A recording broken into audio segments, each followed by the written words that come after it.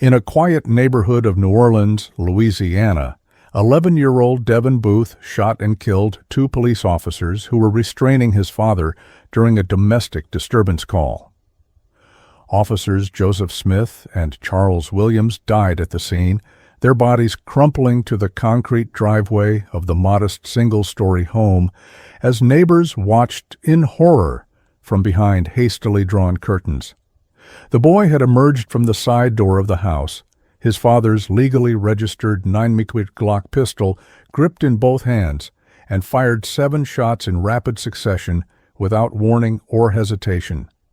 5 of those bullets found their targets with devastating accuracy, 3 striking Officer Smith in the neck and chest, and 2 hitting Officer Williams in the head, killing both men almost instantly in what would become one of the most shocking acts of violence against law enforcement in the city's troubled history.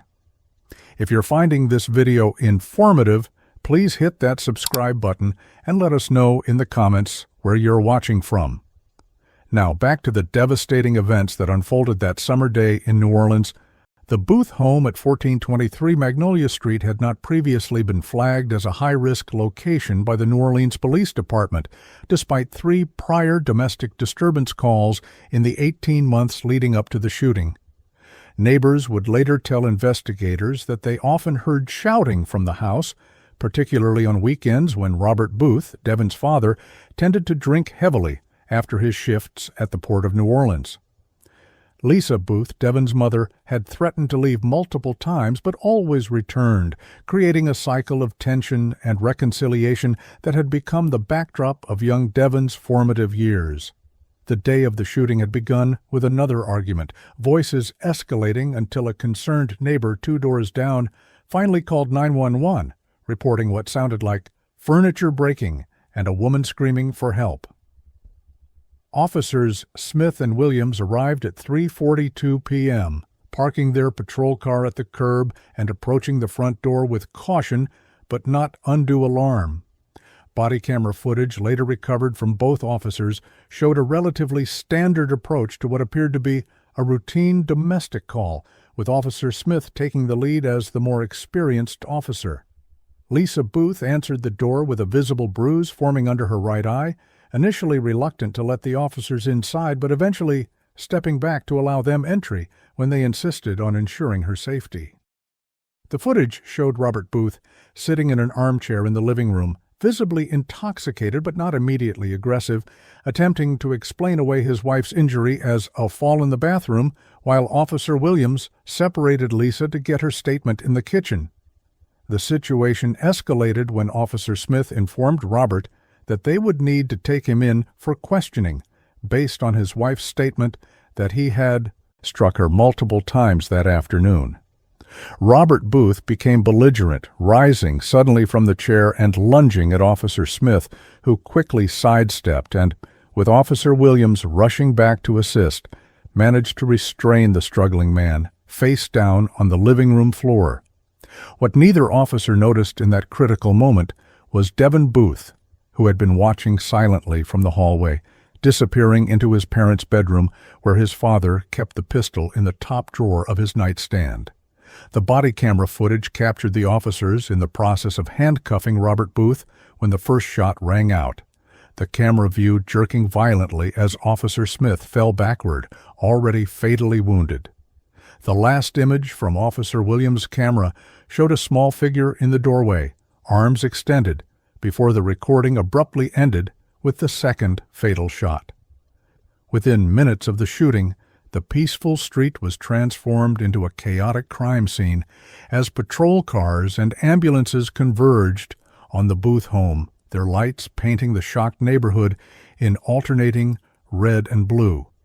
Robert Booth was found still handcuffed on the floor, covered in his would-be arresting officer's blood, and screaming incoherently at the first responders who entered.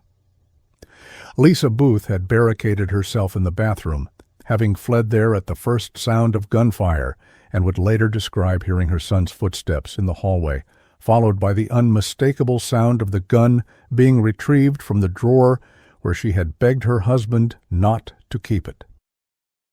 Devin Booth made no attempt to flee, standing motionless in the front yard with the weapon dangling from his hand. When backup officers arrived, his expression described by first responders as eerily calm and disconnected from the horror around him. The child offered no resistance when officers cautiously approached him, securing the weapon and placing him in the back of a patrol car while the full magnitude of what had just occurred began to register with everyone at the scene. News of the shooting spread through the city like wildfire, with initial reports creating confusion, as many found it impossible to believe the shooter was a child so young. Local television stations broke into regular programming to report that 2 officers had been killed in the line of duty, but early broadcasts were careful about identifying the suspect, some referring only to a juvenile male being taken into custody. Social media, however, moved much faster than traditional news outlets, with neighbors posting videos of Devin being placed in the police car and speculating wildly about what could have driven a child to commit such an act. By nightfall, as the bodies of Officers Smith and Williams were transported from the scene under the solemn salute of their colleagues, the full horrifying truth had emerged. An 11-year-old boy had deliberately taken his father's gun and executed 2 police officers in cold blood. The immediate aftermath at the crime scene focused on securing evidence that would later prove crucial in the case against Devin Booth. Forensic technicians documented 7 shell casings scattered across the living room floor, the weapon itself, and the trajectory of each bullet, while crime scene photographers captured the grim tableau of the officers' final moments. Blood spatter analysis would later confirm that neither officer had an opportunity to draw their service weapons, having been caught completely off guard by the child attacker. The handgun was immediately sent for fingerprint analysis, along with the drawer where it had been kept and the ammunition box found in the same location. As night fell on New Orleans, the first pieces of what would become an airtight case were already being assembled. While in a juvenile detention facility across town, Devin Booth slept soundly, reportedly asking officers only once when he would be allowed to go home. The Booth home yielded other evidence that would later provide context to the prosecution's case regarding Devin's state of mind. In his bedroom, investigators found a collection of violent video games, many rated for mature audiences, and a notebook filled with drawings of guns and what appeared to be scenes of violence against uniformed figures. School reports discovered in a home office showed a pattern of behavioral issues, with teachers noting Devin's concerning fascination with weapons and difficulty controlling his emotions when frustrated. Most disturbing was a crudely written story found tucked under his mattress that described a scenario eerily similar to what had transpired, a young boy using a gun to save his father from police officers who were trying to take him away. This evidence, while not indicative of specific planning for the August 28th shooting, would later be presented by prosecutors as demonstrating that the idea of using violence against police had been gestating in Devin's mind for some time. Public reaction to the shooting evolved quickly as details emerged about the circumstances and the young age of the shooter. Initial outrage and calls for justice for the fallen officers began to intermingle with questions about how a child so young could commit such a violent act and what it said about broader social issues. Community leaders in New Orleans organized a candlelight vigil for Officers Smith and Williams the night after the shooting, which drew thousands of mourners to Jackson Square, many wearing blue ribbons and carrying signs expressing support for law enforcement. At the same time, child advocacy groups began raising concerns about trying such a young offender in the adult system, setting the stage for the polarizing debate that would characterize the case from that point forward. The seeds of what would become a national conversation about juvenile justice, family violence, and the proper societal response to crimes committed by children were planted in those first 24 hours after the shooting. Officer Joseph Smith had devoted 15 years of his life to the New Orleans Police Department, beginning his career in the wake of Hurricane Katrina, when the city needed dedicated officers more than ever. At 41 years old, he had risen to the rank of sergeant and was known throughout the department for his calm demeanor in tense situations and his mentorship of younger officers like his partner, Charles Williams. Joseph lived in a modest home in Metairie with his wife Michelle and their 3 children, daughters Emma, 14, and Olivia, 12, and son Noah, 9, coaching his son's Little League team on weekends and volunteering at his daughter's school whenever shifts allowed. Friends and colleagues described him as the definition of a family man, someone who carried pictures of his children in his wallet and spoke of them constantly, proud of every small achievement and milestone in their lives. The cruel irony that Joseph Smith died at the hands of a child close in age to his own son would not be lost on those who eulogized him at his funeral, attended by over 1,000 uniformed officers from across Louisiana and neighboring states. Michelle Smith, speaking through tears at her husband's funeral service held at St. Louis Cathedral in the French Quarter, shared how Joseph had almost left police work after a close call during an armed robbery response in 2013. "He came home that night and just held our children for hours," she told the somber gathering, her voice breaking as she continued. "But the next morning he put on his uniform again because he believed in what he was doing, protecting families like ours." Joseph had recently begun talking about retirement, planning to put in his 20 years, and then pursue his dream of opening a fishing charter business on Lake Pontchartrain, where he had spent countless peaceful mornings before shifts. The ceremonial folding of the American flag that had draped his casket and its presentation to Michelle, who accepted it with dignity while surrounded by her children, became one of the enduring images of the tragedy, appearing on the front page of newspapers across the country. Officer Charles Williams represented the promising future of the New Orleans Police Department, cut tragically short, having joined the force just 2 years prior after graduating at the top of his academy class. At 26, the young officer had already distinguished himself by his commitment to community policing, volunteering for additional foot patrols in troubled neighborhoods, and organizing a basketball program for at-risk youth that met weekly at a community center in the 7th Ward.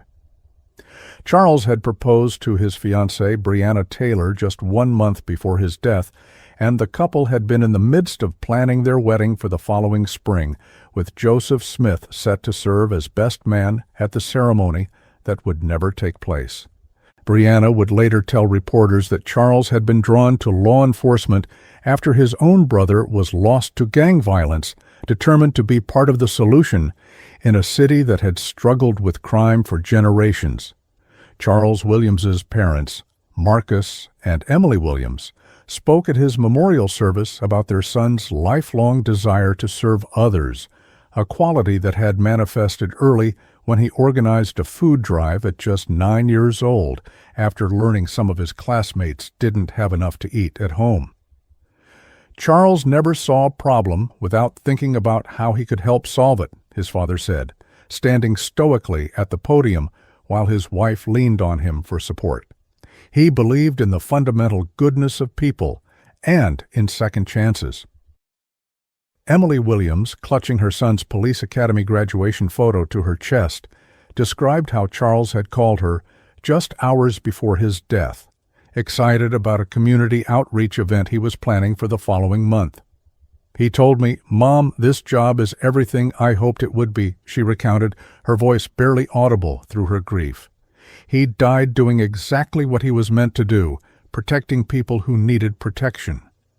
The deaths of Officers Smith and Williams sent shockwaves through the tight-knit law enforcement community of New Orleans, a department that had weathered many storms, both literal and figurative, over the years.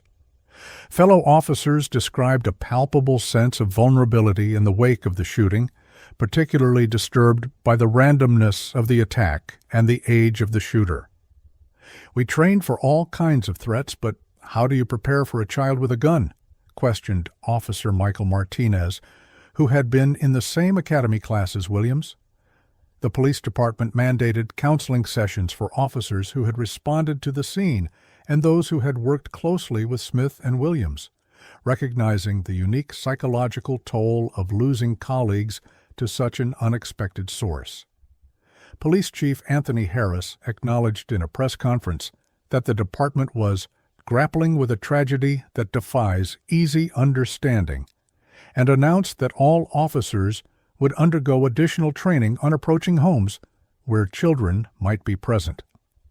The broader New Orleans community mourned alongside the police department with memorials of flowers, candles, and handwritten notes appearing outside the 1st District station where both officers had been based.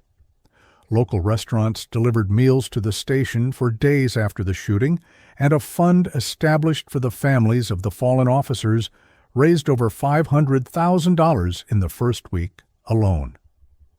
Schools across the city held moments of silence, and many students wrote letters of condolence to the officers' families, expressing gratitude for their service and sorrow for their loss. The city's mayor ordered flags lowered to half-staff for 10 days following the shooting, and the famous fountain in Iconium Armstrong Park was lit in blue each night for a month in remembrance. New Orleans, a city familiar with tragedy but resilient in its response, wrapped its collective arms around the grieving families and colleagues of Joseph Smith and Charles Williams. The personal effects of the two officers, collected from their lockers at the station, told the intimate stories of the men behind the badges.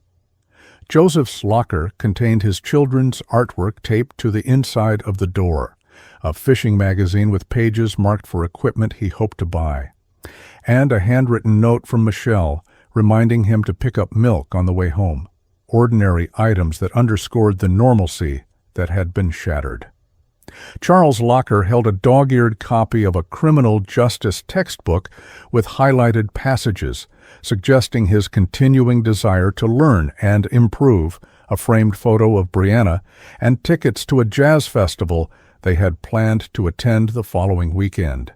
These simple possessions, carefully returned to their families in plain cardboard boxes, represented lives full of both purpose and everyday joy, lives that extended far beyond their identities as police officers. The funeral processions for both men transformed the usually vibrant streets of New Orleans into corridors of solemn respect.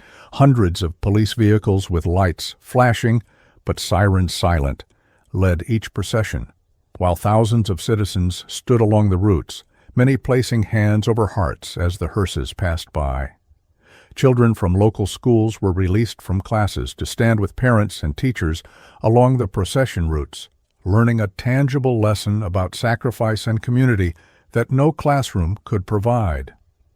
At St. Louis Cemetery No. 3, where both officers were laid to rest in plots not far from each other, the traditional playing of taps echoed across the historic grounds, followed by a 21-gun salute that caused many present to flinch, the sound of gunfire still raw in the collective memory of a department in mourning.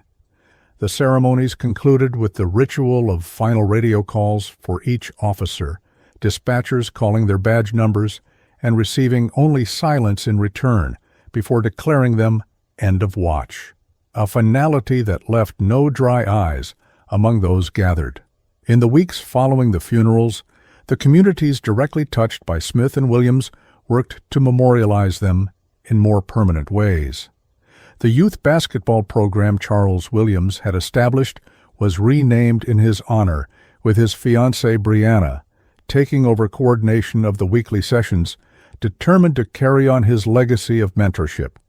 Joseph Smith's family requested that, in lieu of additional flowers, donations be made to a college fund for the children of fallen officers, recognizing that their own loss was shared by too many families across the nation.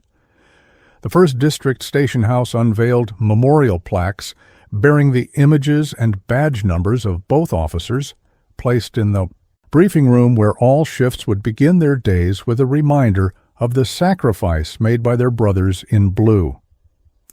Officer Williams's academy class commissioned a bench placed outside the training facility, engraved with his favorite saying, "Service is not a duty, it's a privilege." The impact of losing Officers Smith and Williams extended beyond their immediate circles to affect how many in New Orleans viewed the relationship between the community and law enforcement. Local clergy from various faiths organized dialogue sessions bringing together police officers and community members, creating spaces for honest conversations about fear, protection, and mutual responsibility. Some of these gatherings were difficult and uncomfortable, addressing long-standing tensions in certain neighborhoods, but participants generally reported leaving with greater understanding of perspectives different from their own. Chief Harris embraced these initiatives, acknowledging that while nothing could bring back his fallen officers, their deaths might serve as a catalyst for strengthening bonds between police and the citizens they served. Joseph and Charles believed in the power of community, he stated at one such event. They understood that effective policing requires trust on both sides. The 911 dispatcher who received the call reporting shots fired at 1423 Magnolia Street immediately recognized the address as the location where Officers Smith and Williams had been dispatched less than 20 minutes earlier. "We have officers down. Repeat, officers down," came the urgent radio transmission from dispatch at exactly 4:01 p.m., sending every available unit racing toward the scene with sirens blaring through the humid New Orleans afternoon. Detective Ryan Davis, a veteran homicide investigator with the New Orleans Police Department, had been just 3 blocks away following up on an unrelated case when the call came through, making him one of the first detectives to arrive at what would quickly become one of the most sensitive crime scenes of his career. The detective's dash camera recorded his arrival at 4:07 p.m., capturing the initial chaos of patrol officers securing the area and paramedics kneeling beside the fallen officers, their urgent movements already giving way to the grim stillness that comes when life-saving measures prove futile.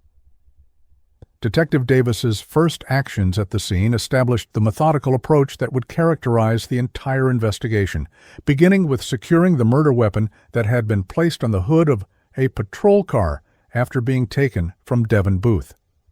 The detective carefully photographed the 9mm Glock in its original position before donning gloves and placing it in an evidence bag, noting aloud for his body camera that the gun appeared to be registered to Robert Booth based on information provided by responding officers.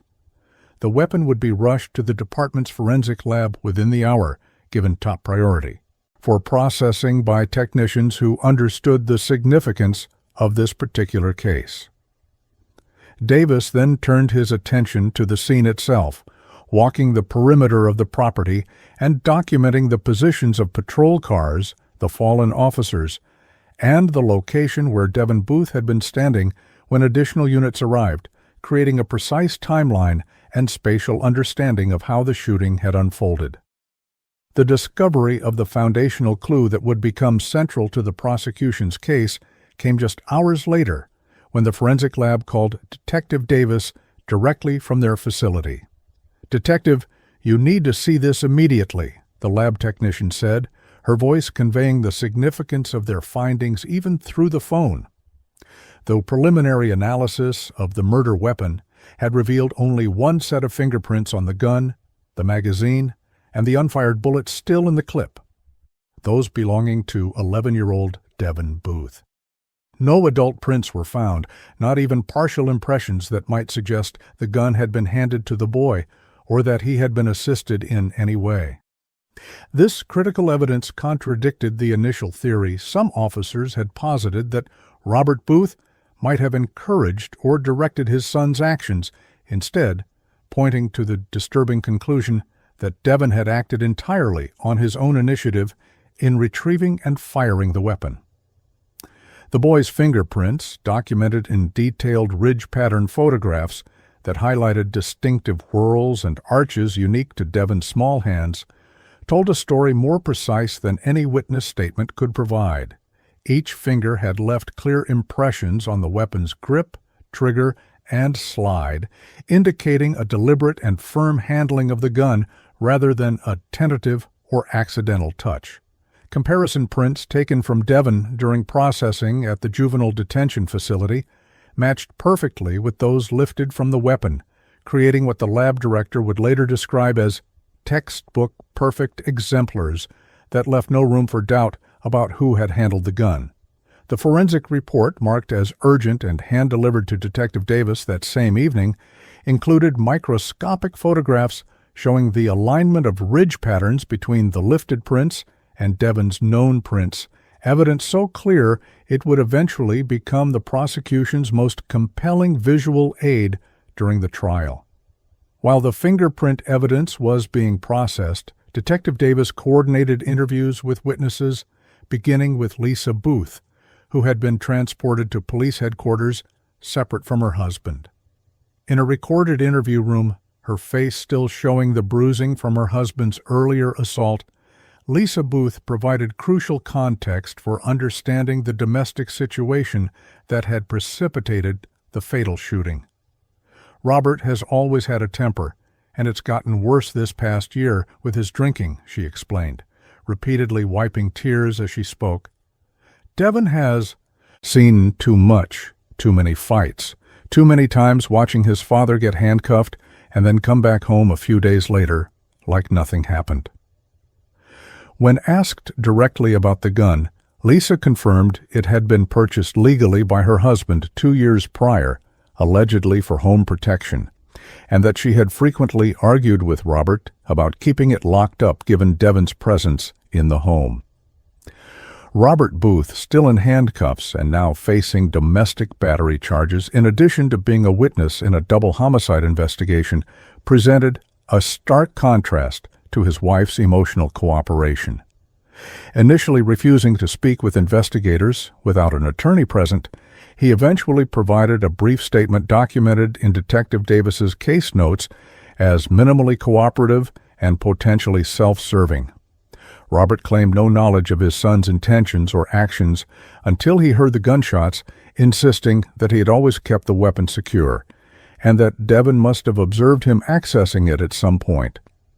When confronted with his wife's statements about previous domestic incidents, Robert became agitated, demanding to know if he was being blamed for the officers' deaths and repeatedly stating, "The kid did this, not me. I was the one in cuffs on the floor." His demeanor during questioning, described by Detective Davis as alternating between defensive and calculating, raised additional concerns about the home environment in which Devon had been raised. The crime scene itself revealed further evidence through meticulous processing by the forensic team that worked through the night at the Booth home. Blood spatter analysis confirmed the officers had been shot from a distance of approximately 12 feet, consistent with the position where witnesses placed Devon at the time of the shooting. 7 shell casings recovered from the living room floor matched the ammunition in the partially emptied box found in the parents' bedroom drawer, and trajectory analysis determined that the shots had been fired from a height consistent with a child of Devon's size. Most tellingly, gunshot residue was found on the right hand and sleeve of the T-shirt Devon had been wearing, which had been collected as evidence during his processing at the juvenile facility. The crime scene report, completed by early morning on August 29th, painted a comprehensive picture of a shooting that, while chaotic in its impact, had left behind perfectly preserved forensic evidence that would prove devastating to any potential defense. By dawn on the day after the shooting, Detective Davis had already assembled the core components of what was developing into an airtight case. The investigation turned toward understanding the crucial question of why. What would drive a child of 11 to commit such a calculated act of violence? A search warrant for Devon's school records was expedited, revealing a troubling history of behavioral incidents, including an episode just 3 months prior where he had threatened a teacher who had confiscated his cell phone, allegedly telling her, "My dad has a gun and he taught me how to use it." The school counselor had documented concerns about Devon's unhealthy fixation on his father's approval, and apparent normalization of violence as a problem-solving method, recommending family therapy that had apparently never been pursued. These records, combined with the notebook of violent drawings found in his bedroom, began to construct a psychological profile of a child profoundly affected by his environment. Interviews with neighbors conducted by additional detectives assigned to the case reinforced this emerging picture of a troubled home and a child caught in the middle of adult dysfunction. "We'd hear Robert screaming at both of them, his wife and the boy," reported Harold Mason, who lived next door to the Booths for 6 years. "Sometimes in the morning I'd see Devin sitting on the front steps, looking like he hadn't slept." Another neighbor, Elaine Dupree, recounted an incident approximately 2 months before the shooting when she had observed Robert Booth teaching his son to shoot at cans in their backyard with what appeared to be a BB gun. The boy couldn't hit anything, and Robert was getting more and more frustrated, yelling at him, she recalled. "I remember thinking it wasn't right, the way he was pushing him." These statements, carefully documented in supplementary police reports, would later help prosecutors establish the environment of pressure and normalized violence that had shaped Devin's worldview. The preliminary autopsy reports for Officers Smith and Williams arrived on Detective Davis's desk 48 hours after the shooting, confirming what was already evident from the crime scene, but adding clinical precision to the tragedy. Officer Smith had died from 3 gunshot wounds, 2 to the chest that had penetrated his heart and left lung, and 1 to the neck that had severed his carotid artery. Officer Williams had suffered 2 gunshot wounds to the head, either of which would have been instantly fatal. The medical examiner noted in his report that the wound patterns indicated a shooter who either had some familiarity with firearms or experienced extraordinary luck in shot placement, an observation that would later be explored during expert testimony about whether Devin Booth understood the lethality of his actions. Toxicology reports confirmed that both officers had no substances in their systems other than trace caffeine, countering any potential defense claims that their judgment might have been impaired during the domestic call.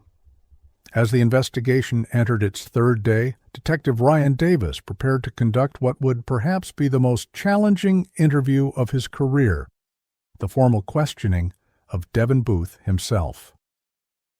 With the boy's court-appointed attorney and a child psychologist present as required by juvenile procedure, Davis entered an interview room at the juvenile detention facility where Devin had spent the past 2 nights.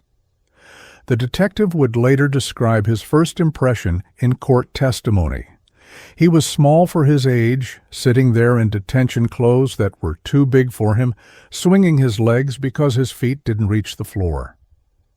The recording of this interview, later played in court, showed Devin answering questions with unsettling directness, maintaining eye contact with the detective in a manner described by the observing psychologist as unusually composed for a child his age in such circumstances.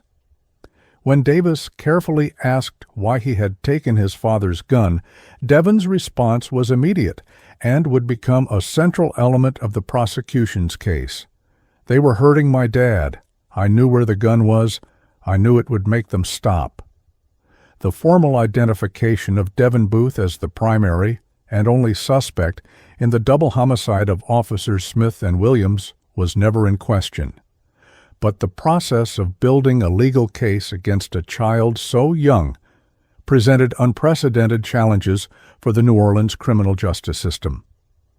Detective Ryan Davis compiled the preliminary evidence report within 72 hours of the shooting, focusing heavily on the fingerprint analysis that had become the foundation of the case against the 11-year-old. The lab had now completed comprehensive testing that confirmed with absolute certainty that only Devin's prints appeared on the murder weapon, the ammunition, and the drawer handle where the gun had been stored.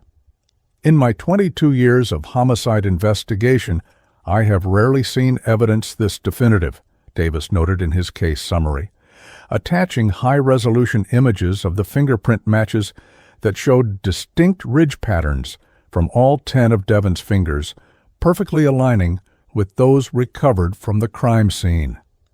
Orleans Parish District Attorney Marcus Bennett called an emergency meeting with his senior prosecutors upon receiving Detective Davis's preliminary report.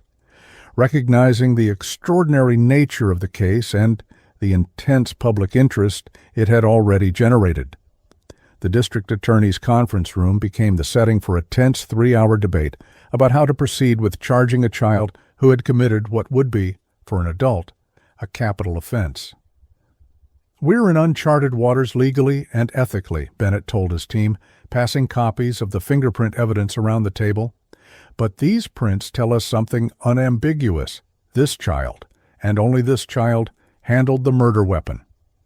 The decision to assign David Taylor, the office's most experienced prosecutor in both homicide and juvenile cases, reflected the administration's awareness that this case would require exceptional skill to navigate the intersection of juvenile justice principles and the severity of the crime committed.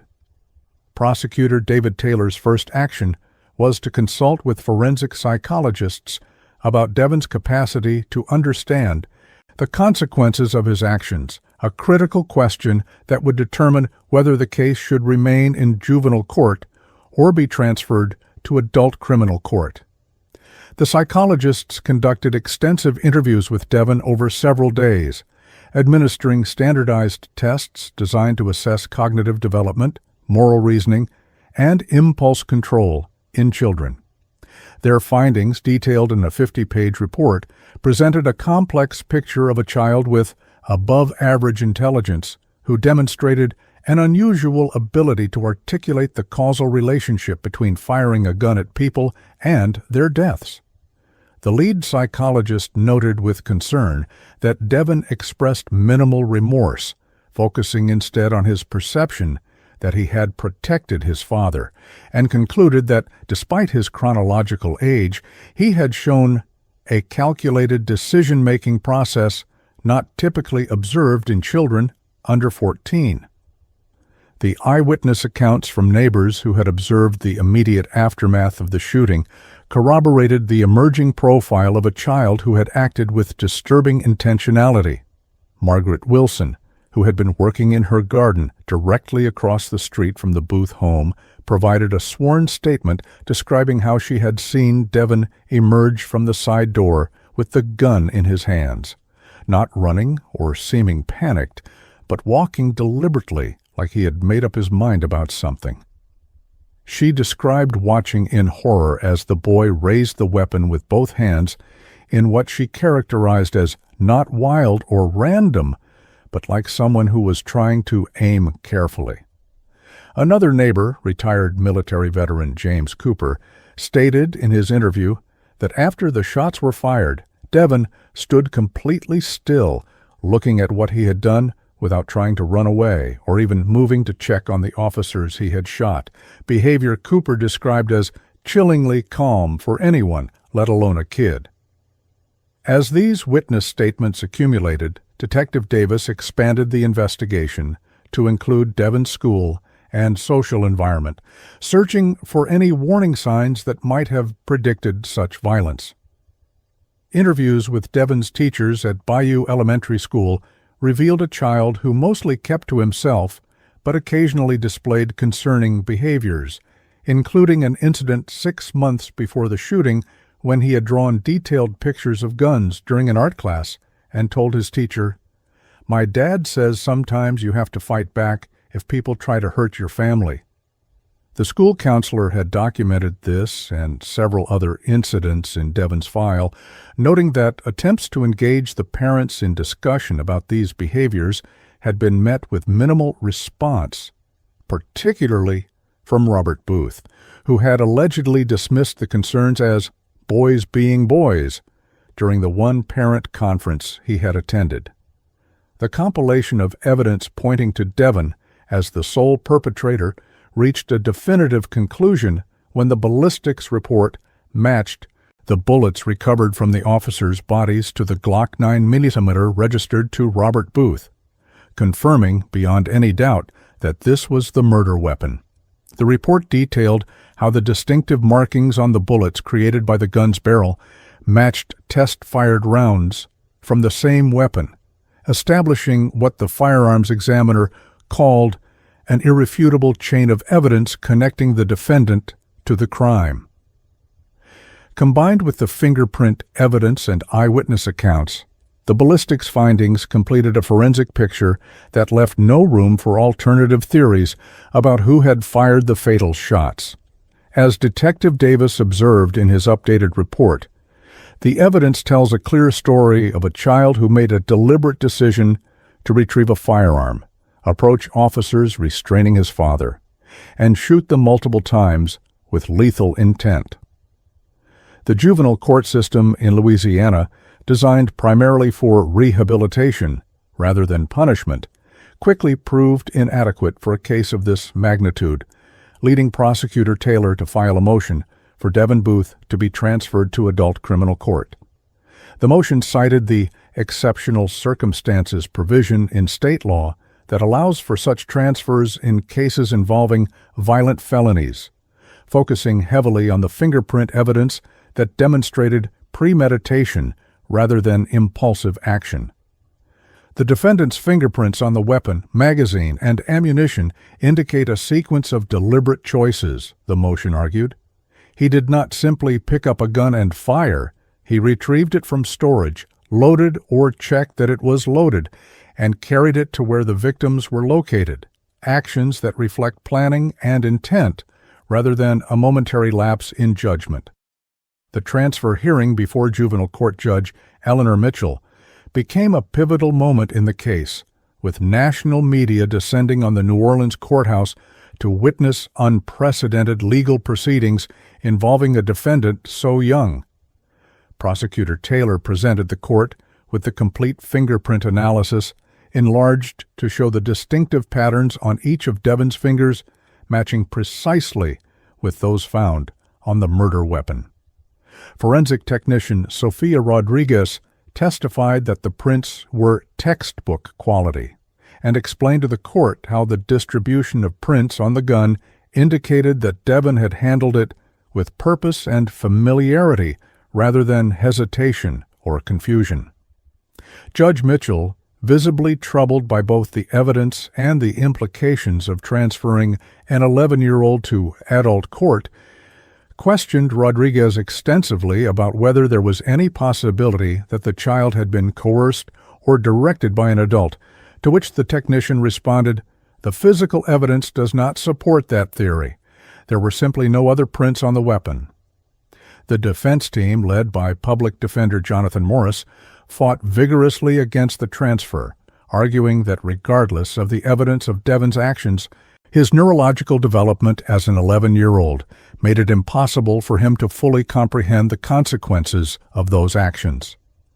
Morris called child development expert Dr. Rebecca Lawson, who testified that the prefrontal cortex, which governs impulse control and long-term decision-making, is simply not fully developed in children of this age, likening Devin's actions to a survival response triggered by seeing his primary attachment figure, his father, in perceived danger.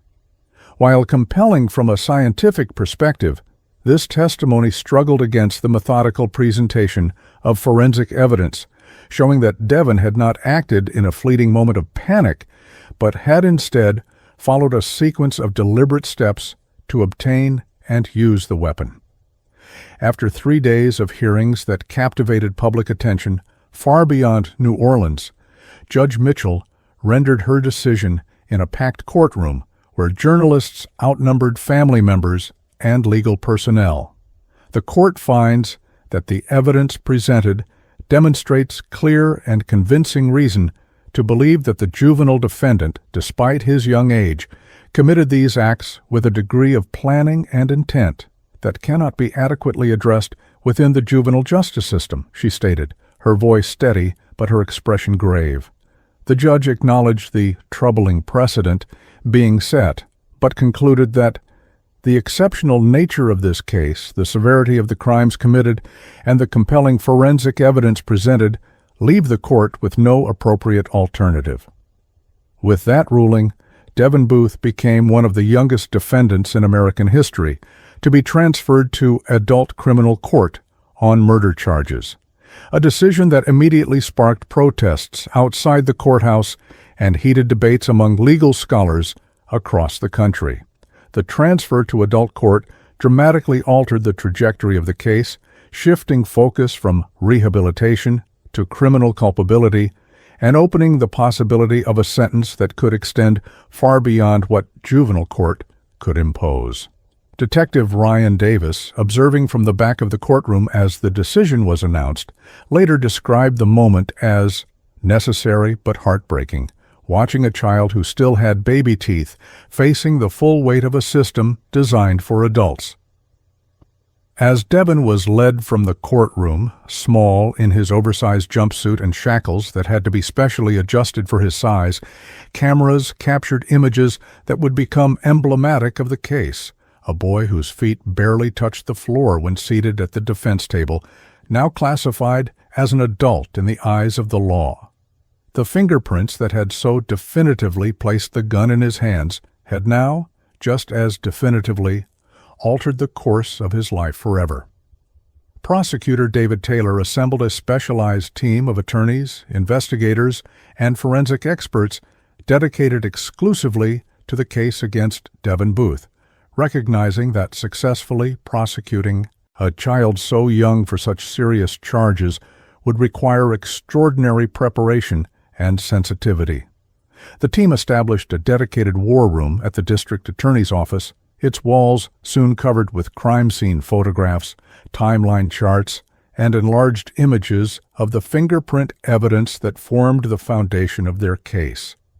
Taylor, a veteran prosecutor with over 2 decades of experience, had handled numerous high-profile homicide cases throughout his career, but acknowledged to his team that this one was different. "We're not just building a case against a defendant, we're justifying a system that allows us to try a child as an adult," he remarked during an early strategy session, emphasizing the need for their case to be not merely legally sound but morally defensible to a public and jury who might struggle with the concept of imposing adult consequences on an 11-year-old. The forensic work linking the foundational fingerprint evidence to additional elements of the crime continued to strengthen the prosecution's position as the case developed. The crime lab completed advanced analysis of the fingerprint patterns found on the murder weapon, using digital enhancement technology to document that the prints showed no signs of smudging or distortion that might indicate hesitation or uncertainty in handling the gun. "These prints display firm, deliberate contact," noted the lab's final report, including microscopic photographs showing the clear ridge patterns of Devin's thumb and index finger on the trigger and grip of the weapon.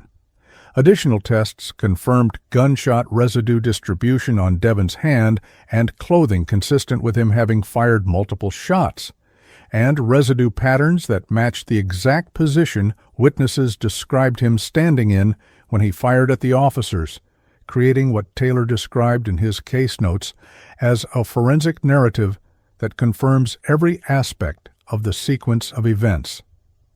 While the physical evidence establishing Devin's actions was overwhelming, Prosecutor Taylor recognized that demonstrating the child's motive and state of mind would be crucial to countering inevitable defense arguments about diminished capacity. Investigators conducted extensive interviews with teachers, school counselors, and other adults who had regular contact with Devin, building a psychological profile that painted a troubling picture of a child profoundly influenced by his father's attitudes and behavior. Ms. Eleanor Jenkins, Devin's 5th-grade teacher, provided a written statement describing an incident 3 months before the shooting when Devin had become upset during a class discussion about community helpers, including police officers.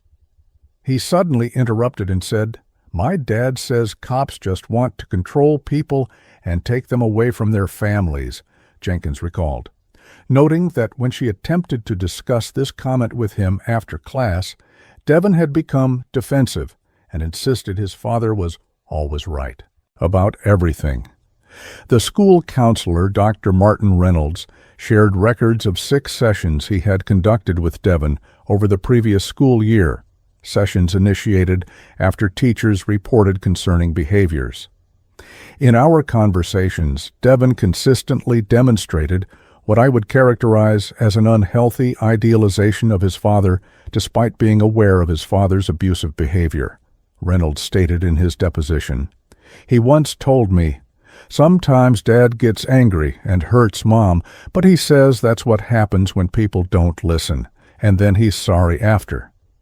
This testimony provided critical insight into the underlying psychology that the prosecution believed had culminated in Devin's violent response to seeing his father restrained by police. Taylor noted in his case preparation documents that these sessions established a pattern of distorted thinking and moral reasoning that explains how the defendant could perceive lawful police action as a threat requiring deadly force in response. The investigation into Devin's home environment revealed a household where violence was normalized and attitudes toward authority, particularly law enforcement, were openly hostile. Social services records, obtained through court order, documented 3 previous visits to the Booth home following reports of domestic disturbances, though none had resulted in removal of Devin from the home or sustained intervention. During the most recent visit, just 2 months before the shooting, a caseworker had noted that while Lisa Booth appeared fearful and withdrawn, Robert Booth was confrontational and dismissive of concerns about potential impacts on the child. Interviews with extended family members painted a consistent picture of Robert as someone who frequently expressed anti-authority views, particularly regarding police, often making such statements in Devin's presence. The boy's maternal grandmother, Catherine Wilson, tearfully told investigators, "Robert would get drunk and go on these rants about how cops were out to get him because of some arrest years back, and little Devin would just sit there soaking it all in, like gospel." As the prosecution constructed its understanding of Devin's motive, they focused intensely on statements he had made immediately after the shooting and during subsequent interviews. Body camera footage from the officer who secured him at the scene captured Devin saying, "They were hurting my dad. I had to stop them."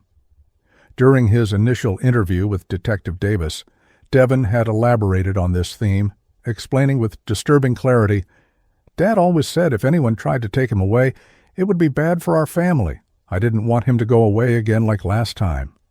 Most telling was a statement made during a psychological evaluation conducted for the court, in which Devin described his thought process in the moments before the shooting. "I saw them putting the handcuffs on Dad, and I remembered where he keeps his gun. I knew if I got it, I could make them stop." These statements, collected and analyzed by the prosecution team, established what Taylor characterized as a clear causal link between the defendant's distorted understanding of protecting his family, influenced by his father's attitudes, and his decision to use deadly force against the officers. The prosecution also gathered extensive evidence about Devin's knowledge of and familiarity with firearms, contradicting any potential defense claim that he might not have understood the deadly consequences of his actions. Neighbors confirmed seeing Robert Booth teaching his son to shoot in their backyard on multiple occasions, and a cousin who had gone hunting with them the previous fall stated in an interview that Robert made a big deal about teaching Devin how to handle the gun safely, telling him over and over that you never point it at anything you don't intend to kill. This testimony was corroborated by entries in Devin's personal journal recovered from his bedroom, which included detailed drawings of various firearms with labels for their parts, and a page titled Gun Rules that listed items such as always check if loaded and never point at people unless you have to protect yourself. Taylor highlighted these entries in his case preparation notes as critical evidence that the defendant possessed sufficient knowledge about firearms to understand their lethal capacity. Through meticulous investigation, the prosecution team uncovered a pivotal piece of evidence that would become central to establishing Devon's state of mind, a video recording on Robert Booth's phone showing him at a shooting range with his son approximately 3 weeks before the fatal shooting. The video, discovered during analysis of electronic devices seized from the Booth home, showed Robert instructing Devon on how to fire the same model Glock 9mm that would later be used in the crime. "See how the sight lines up? Now squeeze slow and steady," Robert could be heard saying as he stood behind his son, who was wearing protective ear covering but appearing intensely focused on the target. The final seconds of the video captured Devon successfully hitting the paper target, followed by Robert's proud declaration, "That's my boy. Now you know how to protect our family if you ever need to." Prosecutor Taylor immediately recognized the significance of this recording, writing in his notes, "This video demonstrates not only that the defendant had been trained in the use of the specific weapon used in the crime, but also that such training was explicitly framed in terms of protection of family, directly connecting to his stated motive." As the case against Devon Booth solidified, the prosecution team confronted the complex challenge of how to present their evidence in a way that would convince a jury to apply adult standards of criminal responsibility to a child.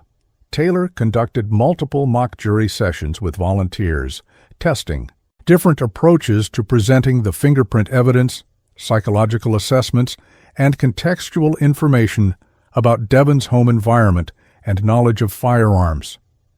These sessions revealed significant discomfort among potential jurors with the concept of trying a child so young as an adult, but also showed that when presented with the methodical accumulation of evidence, particularly the fingerprints and Devon's own statements about his intentions, many initially reluctant mock jurors ultimately concluded that the acts demonstrated a level of understanding and intent that warranted serious consequences.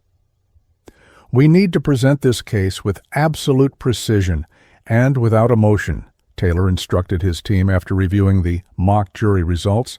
"The evidence must speak for itself, leading jurors to their own uncomfortable but necessary conclusion that despite his age, the defendant knew exactly what he was doing when he took those officers' lives." The final pretrial phase of building the case involved addressing the significant media attention and public debate surrounding the prosecution of such a young defendant. Taylor worked closely with the district attorney's public relations team to ensure that their public statements remained factual and avoided inflammatory language, while still conveying the seriousness with which they viewed the charges. This case will inevitably be seen by some as a test of our criminal justice system's capacity to balance accountability with compassion, Taylor acknowledged in a briefing to the district attorney. "We cannot control the public narrative entirely, but we can ensure that our case in court is built on evidence rather than emotion, on facts rather than fear." With the trial date approaching, the prosecution had assembled what legal observers described as a forensically unassailable case connecting Devon Booth's fingerprints on the murder weapon to a disturbing pattern of environmental influences and specific training that had culminated in his deadly decision on August 28, 2020, a decision that had forever changed not only his own life, but those of the families left grieving in its wake. The formal arrest of Devon Booth occurred 36 hours after the shooting, following his initial processing as a juvenile and subsequent transfer to adult custody upon the judge's ruling. Detective Ryan Davis, accompanied by a female officer specialized in handling juvenile cases, entered the holding area of the Juvenile Detention Center, where Devon had been kept separate from older detainees. The detective had made the deliberate choice to wear plain clothes rather than his uniform, hoping to minimize any potential hostility the boy might harbor toward police after the events of the previous day.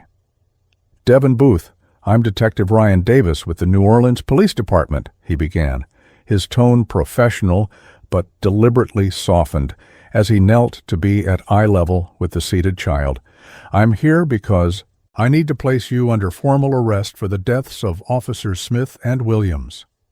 The boy, wearing a gray jumpsuit that hung loosely on his small frame, looked at the detective with an expression that Davis would later describe in his report as unnervingly calm, almost as if he had been expecting this moment. The process of reading Miranda rights to an 11-year-old suspect presented unique challenges, with Detective Davis taking extra time to explain each component in age-appropriate language while still maintaining the legal integrity of the warning. "Devin, I need to tell you about your rights, and I want to make sure you understand each one," Davis explained, proceeding to break down concepts like the right to remain silent and the right to an attorney into simpler terms. A recording of this interaction, later played during pre-trial hearings, captured Devin's responses, which alternated between monosyllabic acknowledgments and occasional questions that reflected both his youth and a surprising level of comprehension. "So anything I say you can tell the judge?" he asked at one point, to which Davis confirmed that was correct. When asked if he understood his rights completely, Devin nodded before adding, "My dad always says never talk to cops without a lawyer anyway." The physical process of the arrest, handcuffing a child whose wrists were too small for standard restraints, created a visual tableau that would later be described by one court officer as the most disturbing juxtaposition of procedure and humanity she had witnessed in 20 years of service. The juvenile detention staff provided smaller restraints designed for younger detainees, which Detective Davis applied while explaining each step of the process to Devin. "I know these feel uncomfortable, but they're just for the walk to the interview room," he assured the boy, noting in his subsequent report that Devin showed no resistance or emotional reaction to being handcuffed, maintaining the same detached demeanor he had exhibited since being taken into custody. The detective's body camera recorded their walk through the facility, capturing the stares of staff members unaccustomed to seeing a child so young in formal custody for such a serious offense. The interrogation room had been specially prepared for this unusual interview, with child-appropriate furniture replacing the standard metal table and chairs, and recording equipment discreetly positioned to capture every nuance of the conversation without creating an intimidating environment. Devin's court-appointed attorney, Jonathan Morris, was already waiting when they arrived, having been notified of the formal arrest and impending questioning. Morris, an experienced public defender with a background in both criminal and juvenile law, had spent several hours with Devin the previous day and had expressed profound concerns about the child's capacity to fully understand the legal proceedings unfolding around him. "Detective, before we begin, I want to emphasize that my client is 11 years old," Morris stated for the record as the recording began. "His developmental stage must be considered in every aspect of this questioning." The initial phase of the interview focused on establishing rapport and assessing Devin's basic understanding of the situation, with Detective Davis asking simple questions about whether Devin knew why he was there and what had happened at his home. The boy's responses, delivered in a flat, unemotional tone, demonstrated a factual comprehension that contrasted sharply with his apparent lack of emotional processing. "I shot the police officers who were hurting my dad," he stated matter-of-factly when asked to describe what had happened. "I got Dad's gun from his drawer and shot them so they would stop." This straightforward admission, made despite his attorney's cautions about self-incrimination, reflected what the forensic psychologist observing the interview would later characterize as a disconnect between cognitive understanding of events and emotional comprehension of consequences, typical of children exposed to normalized violence. When Detective Davis carefully transitioned to questions about the foundational fingerprint evidence, showing Devin age-appropriate images of the fingerprint matches recovered from the weapon, the boy displayed neither surprise nor denial. "Yeah, those are my fingers," he confirmed, looking at the enlarged images, showing the distinctive whorls and patterns from his hands matched to those lifted from the gun. I'm the only one who touched it yesterday. Dad doesn't let me touch his gun usually, but this was different. This crucial admission eliminated any potential claim that Devin might have been handed the weapon by an adult or that someone else might have been involved in the shooting. When Davis gently pressed for clarification about how he knew where to find the gun, Devin's response was equally damning. Dad showed me once where he keeps it for emergencies. He said sometimes you have to protect your family yourself, because nobody else will. The interrogation took a pivotal turn when Detective Davis began exploring the crucial element of motive, asking Devin to explain what he had been thinking and feeling when he saw the officers restraining his father. They were hurting him, pushing him down on the floor, Devin explained, his voice rising slightly for the first time during the interview. Dad was yelling, and I thought they were going to take him away like last time when he didn't come back for 3 days, and Mom cried a lot. As Devin continued describing his thoughts in the moments before retrieving the gun, a disturbing logic emerged that reflected the distorted worldview he had developed in his volatile home environment. Dad always says you have to stand up for your family no matter what, and that the police just want to break up families and control people. I didn't want our family broken again. The most chilling moment of the interrogation, one that would later feature prominently in the prosecution's case, came when Detective Davis carefully asked whether Devin had understood what would happen when he fired the gun at the officers. Defense attorney Morris immediately objected, arguing that the question called for a level of developmental understanding beyond an 11-year-old's capacity, but Davis rephrased to ask simply what Devin thought the gun would do. I knew what it would do, the boy replied with unsettling clarity. Dad took me shooting last month and showed me how the bullets go through the targets.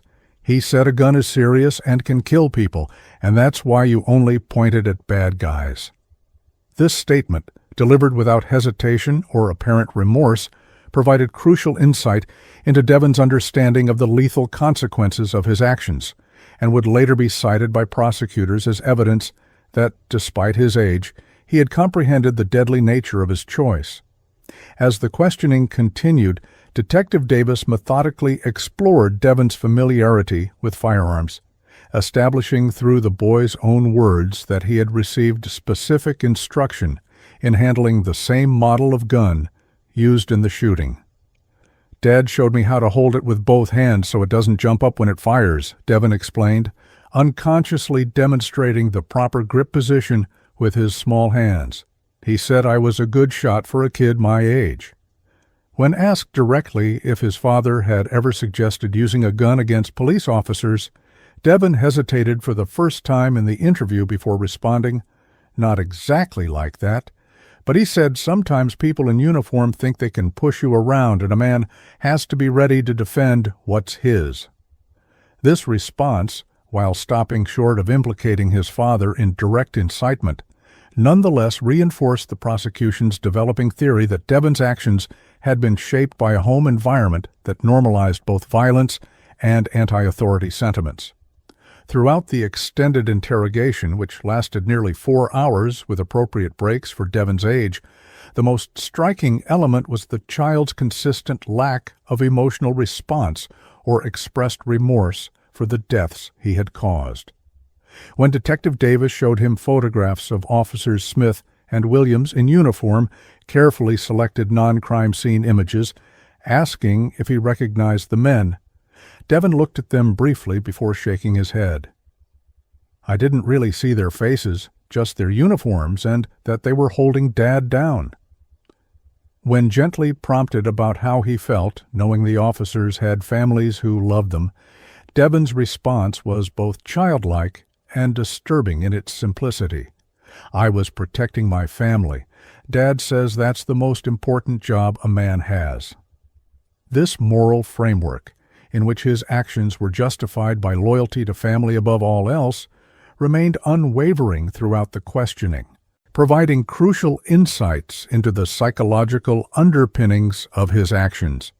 The formal interrogation concluded with Detective Davis giving Devin an opportunity to add anything else he wanted to say about what had happened. A standard procedure that, in this case, yielded perhaps the most revealing statement of all.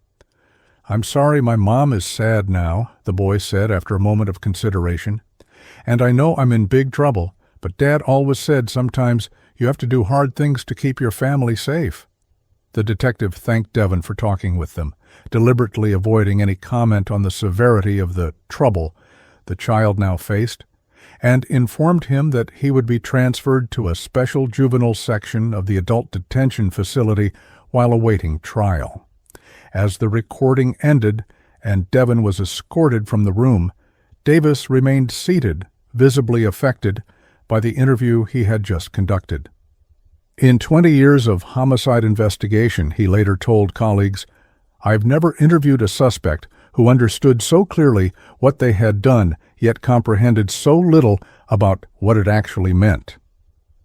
The interrogation of Devin Booth provided the final pieces of the prosecution's case, confirming through the defendant's own words what the physical evidence had already established, that he alone had retrieved, handled, and fired the weapon that killed Officers Smith and Williams, and that he had done so with an understanding of the gun's lethal capacity.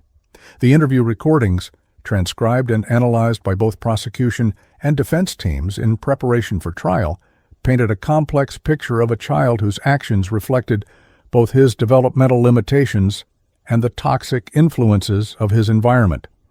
For prosecutor David Taylor, the fingerprint evidence and Devin's own statements formed a cohesive narrative of accountability that would be difficult for any jury to dismiss, regardless of the defendant's age. For defense attorney Jonathan Morris, the same interview revealed a child whose moral reasoning had been profoundly distorted by exposure to violence and whose capacity for adult-level criminal responsibility should be fundamentally questioned. As Devin was led away to the juvenile wing of the Adult Detention Center, both legal teams recognized that his case would likely become a defining moment in the ongoing national debate about juvenile justice, criminal responsibility, and the proper societal response to violence committed by children. The Orleans Parish Criminal District Court had never before seen a case quite like the state of Louisiana versus Devin Booth, a fact evidenced by the extraordinary security measures and media presence that transformed the normally staid courthouse into a hive of activity on the trial's opening day. Judge Samuel Richardson, a 30-year veteran of the bench with a reputation for running a tight courtroom, had been specially assigned to the case after two other judges recused themselves, citing either personal connections to the fallen officers or previous involvement with juvenile matters related to the Booth family. Uniformed officers lined the courthouse steps as a phalanx of vehicles delivered the prosecution team, followed shortly by the defense attorneys, and finally, a nondescript van with tinted windows that brought 11-year-old Devin Booth through a secure entrance, away from cameras and protesters. Inside the courtroom, specially modified to accommodate unprecedented media interest while maintaining appropriate decorum, the atmosphere was tense with anticipation as court officers made final preparations for what many legal observers had already termed the trial that will define a generation's approach to juvenile justice. The jury selection process had been painstaking and contentious, lasting nearly 3 weeks, as both prosecution and defense teams struggled to identify jurors who could approach such an emotionally charged and unusual case with genuine impartiality. Prosecutor David Taylor focused his voir dire questioning on potential jurors' ability to apply the law as written, regardless of the defendant's age, while defense attorney Jonathan Morris sought to identify those who might be receptive to arguments about developmental psychology and diminished capacity. The final jury composition of 7 women and 5 men represented diverse backgrounds, including educators, business professionals, and skilled workers, but shared one common characteristic noted by court observers. All appeared visibly uncomfortable when Devin Booth was first brought into the courtroom. His small stature and childlike appearance standing in stark contrast to the gravity of the charges he faced. Judge Richardson had instructed the boy to be dressed in age-appropriate civilian clothing rather than detention attire, and the blue button-down shirt and khaki pants he wore seemed to emphasize rather than diminish the jarring juxtaposition of his youth and his presence at the defendant's table.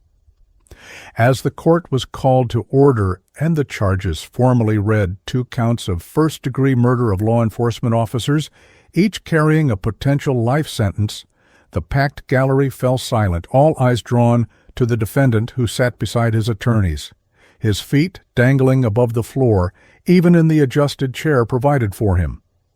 Court-appointed child psychologist Dr. Elena Ramirez sat directly behind Devin, authorized by Judge Richardson to intervene if the proceedings became too overwhelming for the child or if she observed signs of acute psychological distress. The judge began with unusually detailed instructions to both the jury and spectators about the unique nature of the case, emphasizing that, while the defendant's age is a fact the jury may consider in their deliberations about his understanding and intent, it does not change the legal standards for the crimes charged. This careful framing of the trial's parameters reflected the delicate balance Richardson sought to maintain between acknowledging the extraordinary circumstances while preserving the integrity of the judicial process. Prosecutor David Taylor's opening statement was a masterclass in controlled passion and methodical storytelling, beginning not with the defendant but with the victims, Officers Joseph Smith and Charles Williams, whose photographs were displayed on a large screen as he spoke about their service, their families, and the futures they had lost. These men put on their badges each morning knowing the risks, but they could never have anticipated that on August 28, 2020, the greatest danger they would face would come from the hands of a child, Taylor told the jury, his voice steady but resonant with contained emotion. He then pivoted to what would become the centerpiece of the prosecution's case, displaying enlarged images of the fingerprint evidence while explaining, "The physical evidence in this case is unambiguous and uncontested. The defendant's fingerprints, and only the defendant's fingerprints, were found on the murder weapon, the ammunition, and the drawer where the gun was kept. These prints tell a story of deliberate actions, not impulsive reactions, and they will guide us through the tragic events that led to 2 officers giving their lives in the line of duty." Taylor then laid out the prosecution's narrative of what had occurred on that fateful afternoon, walking jurors through each step of Devin Booth's actions, from the moment police arrived at his home to the final shots fired. The evidence will show that when the defendant saw his father being lawfully restrained during a domestic disturbance call, he made not one, but a series of conscious decisions, the prosecutor explained, holding up fingers to enumerate each point. He decided to leave the room. He decided to go to his parents' bedroom. He decided to open the drawer where he knew the gun was kept. He decided to pick up that gun. He decided to load it or check that it was loaded. He decided to return to where the officers were. And finally, he decided to raise that weapon and pull the trigger, not once, but 7 times. This framing of multiple decision points directly countered anticipated defense arguments about impulsive action, establishing the prosecution's position that despite his age, Devin had demonstrated a level of premeditation that satisfied the legal elements of first-degree murder. The prosecutor concluded his opening by addressing head-on the uncomfortable reality of trying a child as an adult, acknowledging the natural human instinct to protect and forgive children while arguing that this case demanded a different response. You will hear expert testimony about brain development and impulse control in children, and this information deserves your thoughtful consideration, Taylor told the jury. But you will also hear evidence that this particular child had specific knowledge of firearms, had been taught how to use them effectively, and understood their deadly capacity. You will hear in the defendant's own words that he knew what would happen when he pulled that trigger. Taylor's final statement established the theme that would run throughout the prosecution's case. This trial will ask you to distinguish between a child's lack of life experience and a demonstrated capacity to make deadly choices with full awareness of their consequences. The evidence will show that Devin Booth, despite his youth, understood exactly what he was doing when he took the lives of Officer Smith and Williams, and justice demands that he be held accountable for those actions. Defense attorney Jonathan Morris rose for his opening statement with the unenviable task of countering the prosecution's powerful narrative while navigating the undisputed physical evidence of his client's actions.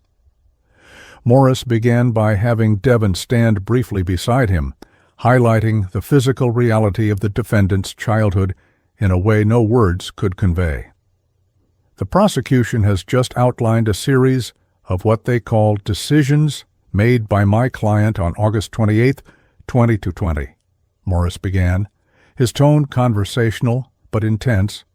But I ask you to really look, at Devin and consider what science tells us about the brain of a child his age. The evidence will show that an 11-year-old brain, regardless of intelligence or specific knowledge, lacks the neurological structures necessary for the kind of adult decision-making the prosecution describes. This framing established the defense's primary strategy, acknowledging the actions while challenging the legal system's fundamental premise that a child could form the mental state required for first-degree murder. Morris then shifted to the environmental factors that had shaped Devin's understanding of the world, describing a household where domestic violence was routine and authority figures, particularly police, were portrayed as threats rather than protectors.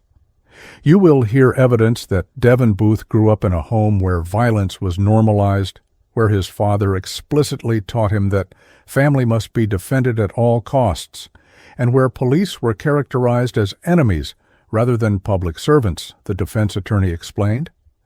These teachings didn't just influence my client's actions, they fundamentally formed his understanding of right and wrong during the critical developmental years when children absorb such lessons uncritically.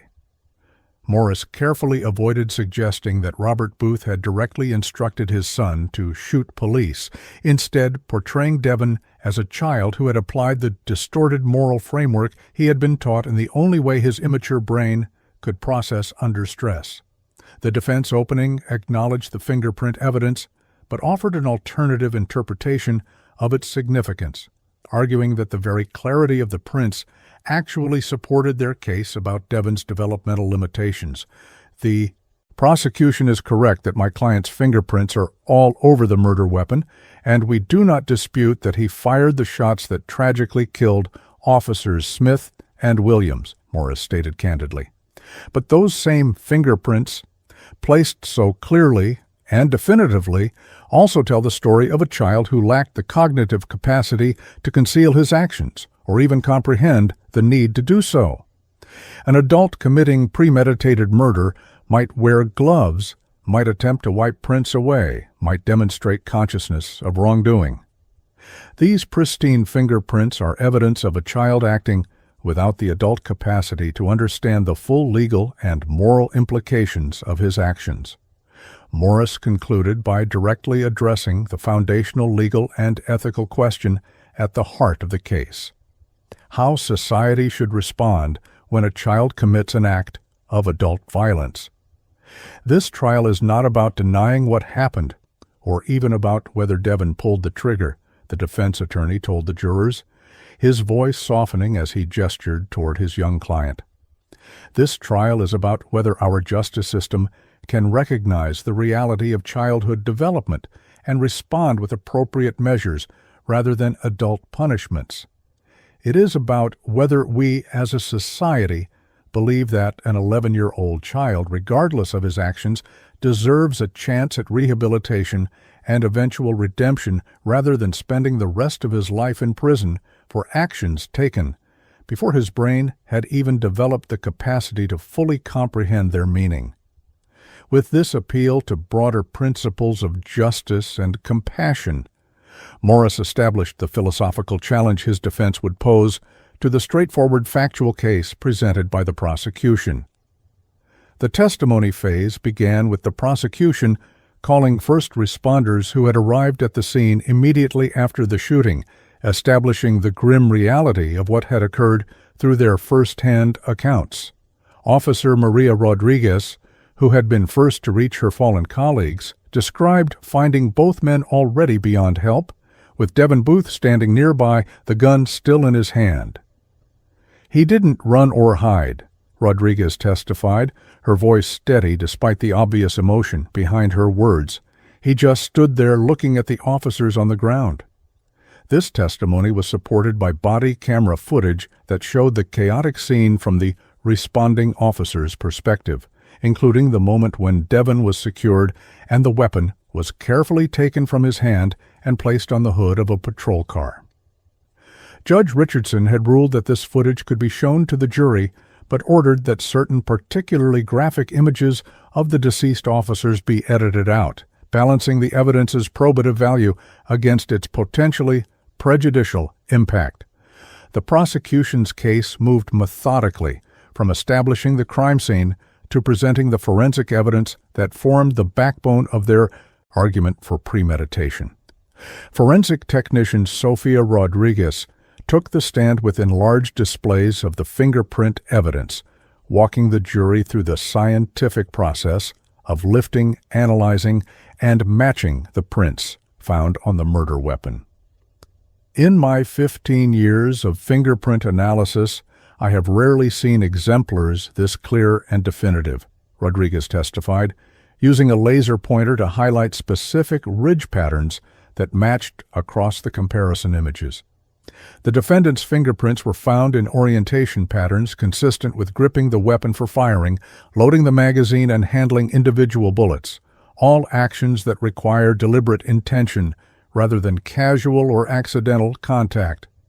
This technical testimony was presented in language accessible to the jury while establishing the scientific credibility of the evidence that placed the gun squarely and exclusively in Devin Booth's hands.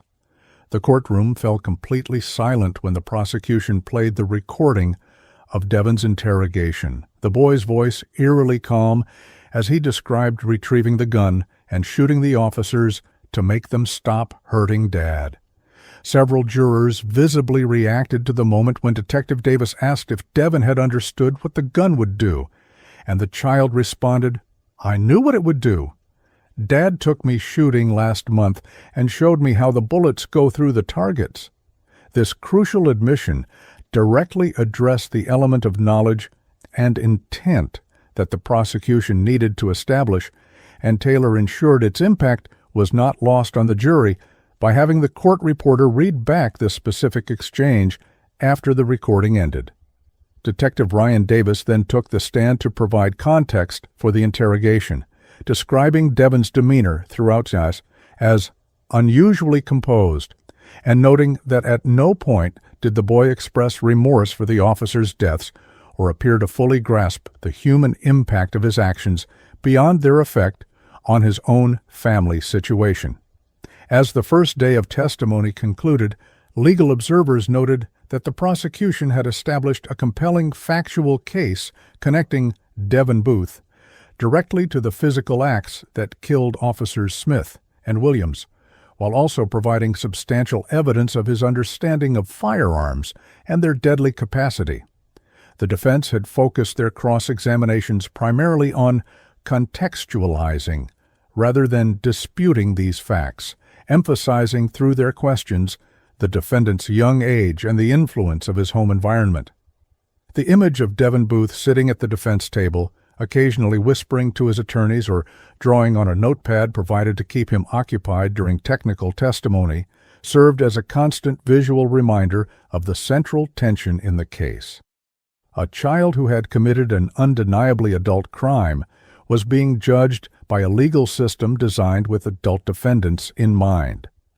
As Judge Richardson adjourned proceedings for the day, instructing jurors to avoid media coverage of the trial, the packed courtroom emptied slowly, spectators lingering, as if hoping for some resolution to the profound discomfort the day's proceedings had evoked.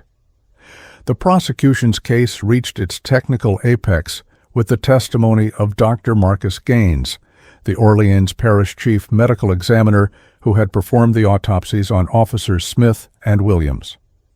With clinical precision softened by evident respect for the deceased, Dr. Gaines walked the jury through detailed anatomical diagrams rather than actual autopsy photographs, a concession Judge Richardson had granted to minimize graphic content while still conveying the necessary medical information. Officer Smith sustained 3 gunshot wounds, 2 to the thoracic cavity penetrating the heart and left lung, and 1 to the neck severing the carotid artery, Dr. Gaines explained, using a laser pointer to indicate the entry points on the diagram. Any one of these wounds would have been potentially fatal, but the combination ensured death within approximately 30 to 60 seconds. The medical examiner then described Officer Williams's injuries, noting that the 2 head wounds had caused instantaneous death due to catastrophic brain trauma, a detail that visibly affected several jurors despite the clinical language and abstracted visual aids. When Prosecutor Taylor asked about the positioning and trajectory of the bullets, Dr. Gaines provided testimony that reinforced the narrative of deliberate action rather than random firing. The wound patterns indicate shots fired from a relatively level position, consistent with someone of the defendant's height standing approximately 10 to 15 feet from the victims, the medical examiner stated, adding, "The clustering of impacts in vital areas, the chest and head, suggests either remarkable luck or some degree of aimed firing, rather than wild shooting." This assessment supported the prosecution's contention that Devin had not merely discharged the weapon in panic, but had taken the shooting stance his father had taught him, deliberately targeting the officers with lethal intent.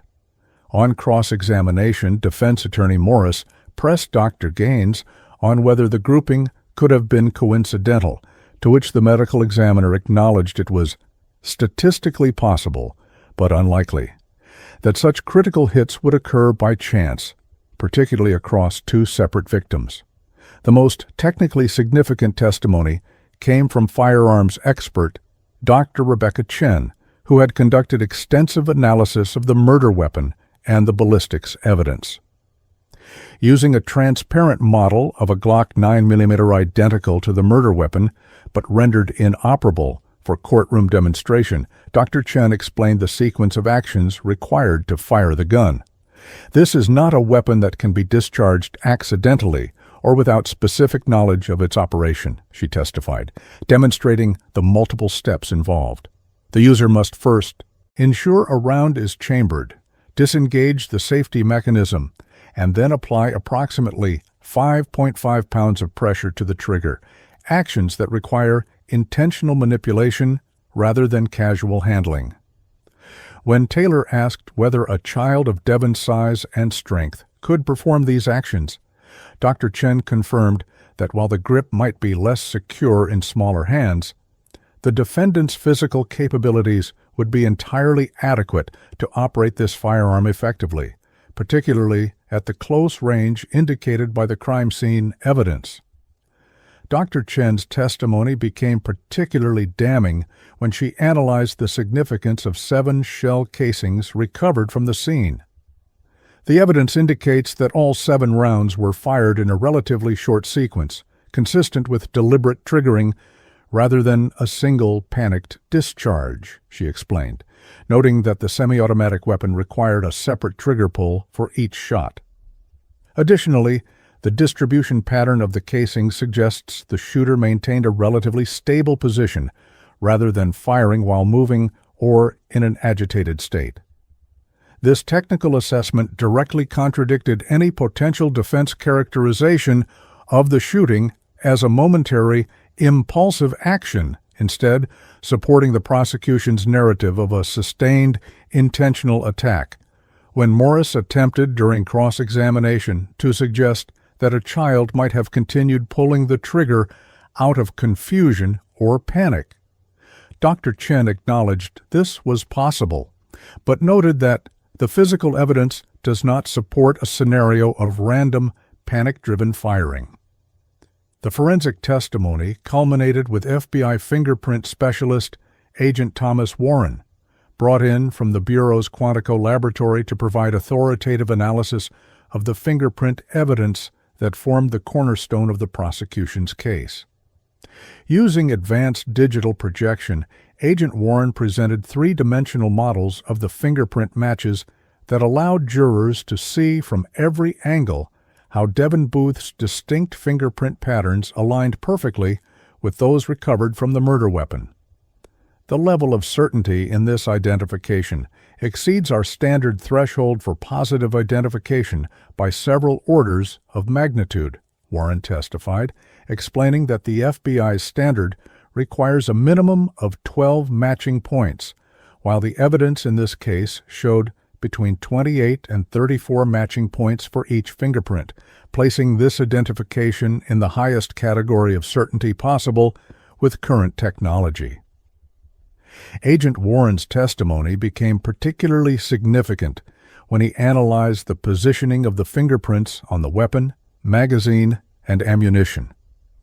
The distribution and orientation of the defendant's prints indicate a methodical handling of the weapon consistent with loading, aiming, and firing, he explained, showing a diagram of exactly where each of Devin's 10 fingers had made contact with the gun and ammunition. Most notably, we recovered clear prints from the defendant's index finger on individual bullets that had been loaded into the magazine, indicating that he personally handled the ammunition in the process of preparing the weapon for use. This evidence of multiple preparatory steps directly supported the prosecution's argument for premeditation, suggesting a sequence of deliberate actions rather than a single, impulsive moment. Defense attorney Morris challenged this interpretation during cross-examination, asking whether the prints might have been left during innocent handling on a previous occasion, but Warren maintained that the freshness and clarity of the impressions, as well as their specific placement on operational components of the weapon, strongly support the conclusion that they were made during the actual preparation and use of the firearm in this incident. With the technical aspects of the crime firmly established, the prosecution shifted focus to the equally crucial question of Devin Booth's psychological state and capacity to understand his actions. Dr. Stephen Franklin, a forensic psychologist who had conducted multiple evaluations of Devin following his arrest, provided some of the most nuanced and challenging testimony of the trial. My assessment indicates that the defendant functions intellectually in the high average range, with particular strengths in logical reasoning and cause and effect understanding, Dr. Franklin testified, referencing standardized tests he had administered, while his emotional development is age-appropriate, showing the limitations we would expect in an 11-year-old. His cognitive grasp of concrete consequences, particularly physical consequences like injury and death, is actually quite advanced for his chronological age. This assessment created a complex picture of a child who, while emotionally immature, possessed the intellectual capacity to understand that firing a gun at people would result in their deaths. Dr. Franklin's testimony became even more significant when he addressed Devin's understanding of right and wrong, a critical component for establishing criminal intent. Through extensive interviews and standardized moral reasoning assessments, I determined that the defendant possesses a coherent, if distorted, moral framework, the psychologist explained. He consistently demonstrated an understanding that killing is generally wrong, but with a significant exception. He believes that protecting family justifies actions that would otherwise be prohibited. This finding directly connected to Devin's stated motive of stopping the officers from hurting his father, suggesting that rather than acting without moral comprehension, he had applied a moral code that placed family loyalty above societal laws. When Prosecutor Taylor asked whether this indicated Devin understood he was breaking the law when he shot the officers, Dr. Franklin responded, "Yes, the evidence." The YOS suggests he knew his actions violated legal rules, but believed they were justified by a higher moral obligation to protect his father, a distortion typical of children raised in environments where family loyalty is emphasized above all other values. The defense called their own psychological expert, Dr. Rachel Winters, a specialist in child development and trauma, who presented a sharply different interpretation of Devon's actions and capabilities.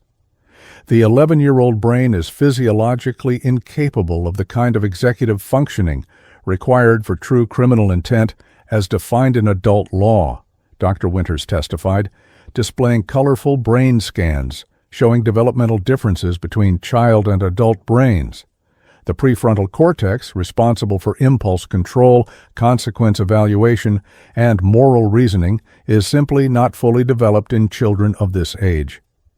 Winters emphasized that while Devon might understand the physical consequences of firing a gun in a basic cause and effect sense, this factual knowledge did not translate to the more complex cognitive and emotional processing required for adult-level culpability. Knowing that a gun can kill is not the same as having the neurological capacity to process the full moral, ethical, and legal implications of taking a human life, she explained, any more than a child understanding that cars can crash means they have the judgment required to drive safely. Dr. Winters' testimony became particularly compelling when she addressed the influence of Devon's home environment on his developing moral framework.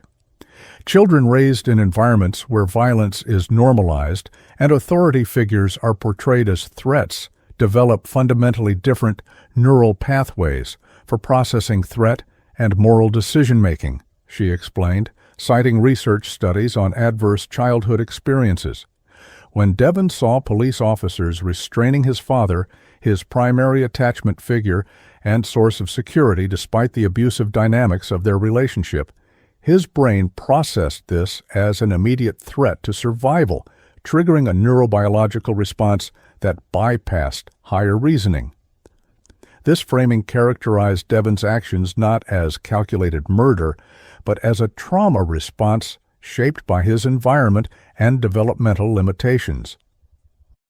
During cross-examination, Prosecutor Taylor challenged this interpretation, asking whether it essentially removed all accountability from children regardless of their actions, to which Dr. Winters responded, "Acknowledging neurological reality is not the same as removing accountability. It simply requires that our response be developmentally appropriate rather than based on adult standards that children cannot possibly meet." The most emotionally charged testimony came from Elizabeth Roberts, Devon's third-grade teacher who had maintained contact with him throughout fourth grade and the beginning of fifth grade before the shooting occurred. Roberts described a child who was academically capable but socially isolated with troubling behavioral patterns that had concerned the school staff. Devon would alternate between periods of complete withdrawal and concerning aggression, particularly when he felt cornered or challenged by authority figures, she testified, her voice reflecting genuine care for her former student, despite the circumstances. He once told me that his father said, "Sometimes you have to fight, even when the other person is bigger, or people will think you're weak."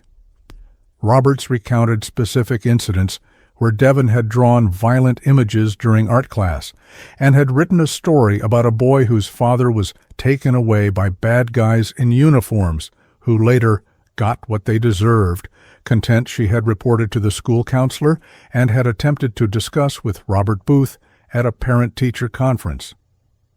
Roberts's testimony became particularly significant when she described that parent-teacher conference, providing a first-hand account of Robert Booth's attitudes that had shaped his son's worldview. Mr. Booth dismissed my concerns about Devon's violent drawings and stories, telling me that the boy needs to be tough in this world and that I should stop trying to feminize him with all this talk about feelings, she recalled, visibly uncomfortable with the memory. When I specifically mentioned the concerning story about uniformed men, he laughed and said, "Good for him. At least he knows whose side he's on." This testimony directly connected Devon's actions to the environmental influences that had shaped his understanding of appropriate responses to perceived threats against family, supporting the defense's narrative, while simultaneously providing the jury with insight into the toxic attitudes that had been normalized in the Booth household. The defense's case gained significant momentum with the testimony of Dr. James Hendricks, a nationally recognized expert in juvenile brain development and criminal culpability, who had reviewed all the evidence and conducted his own evaluation of Devon. There is a fundamental misalignment between our legal standards for first-degree murder and the neurobiological reality of an 11-year-old brain, Dr. Hendricks testified, presenting data from longitudinal studies of brain development.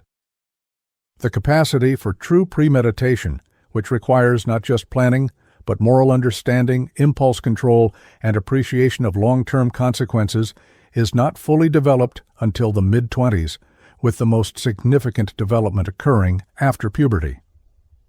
Hendricks argued that while Devon had undoubtedly performed the physical actions described in the evidence, attributing adult-level intent to these actions represented a fundamental category error akin to expecting a child to perform calculus before they've mastered basic arithmetic. The scientific testimony reached its most complex point when both prosecution and defense experts were recalled for a rare joint questioning session, with Judge Richardson taking the unusual step of allowing jurors to submit written questions for the experts after the attorneys had completed their examinations. This format produced some of the trial's most revealing exchanges, particularly when one juror asked whether Devon's clear understanding of the gun's lethality was compatible with the defense claim of diminished capacity. Dr. Franklin, the prosecution's expert, responded that understanding specific concrete consequences is different from having the broader moral and cognitive framework to be held fully culpable, while Dr. Hendricks added that a child can know that a gun kills while still lacking the neurological structures to process the full implications of taking a life or to regulate impulses in emotionally charged situations. Another juror questioned whether the experts believed Devon understood he was doing something wrong when he fired the gun, to which both experts agreed he likely understood he was breaking rules, but diverged on whether his developmental stage allowed him to fully appreciate the moral weight and consequences of his actions. As the testimony phase of the trial neared its conclusion, the prosecution called one final, powerful witness, Michelle Smith, the widow of Officer Joseph Smith, who provided victim impact testimony that left many in the courtroom in tears. Speaking with dignity despite her evident grief, Mrs. Smith shared the devastating impact her husband's death had on their 3 children, describing how their son Noah, just 2 years younger than Devon, now suffered from nightmares and fear of losing his remaining parent. Joseph was the center of our family, the person who made everything work, she testified, her voice breaking but determined. Our children have lost not just their father, but their sense of security in the world. When asked how she felt about the defendant, Michelle Smith looked directly at Devon for the first time, her expression complex with grief, anger, and something harder to define. "I look at him and I see a child not much older than my own son," she said quietly. "I feel anger for what he did, but I also wonder what kind of home creates a child who believes shooting people is the way to solve problems. My husband spent his career trying to protect children, even from their own families, when necessary. The tragedy is that no one protected this child or my husband when it mattered most."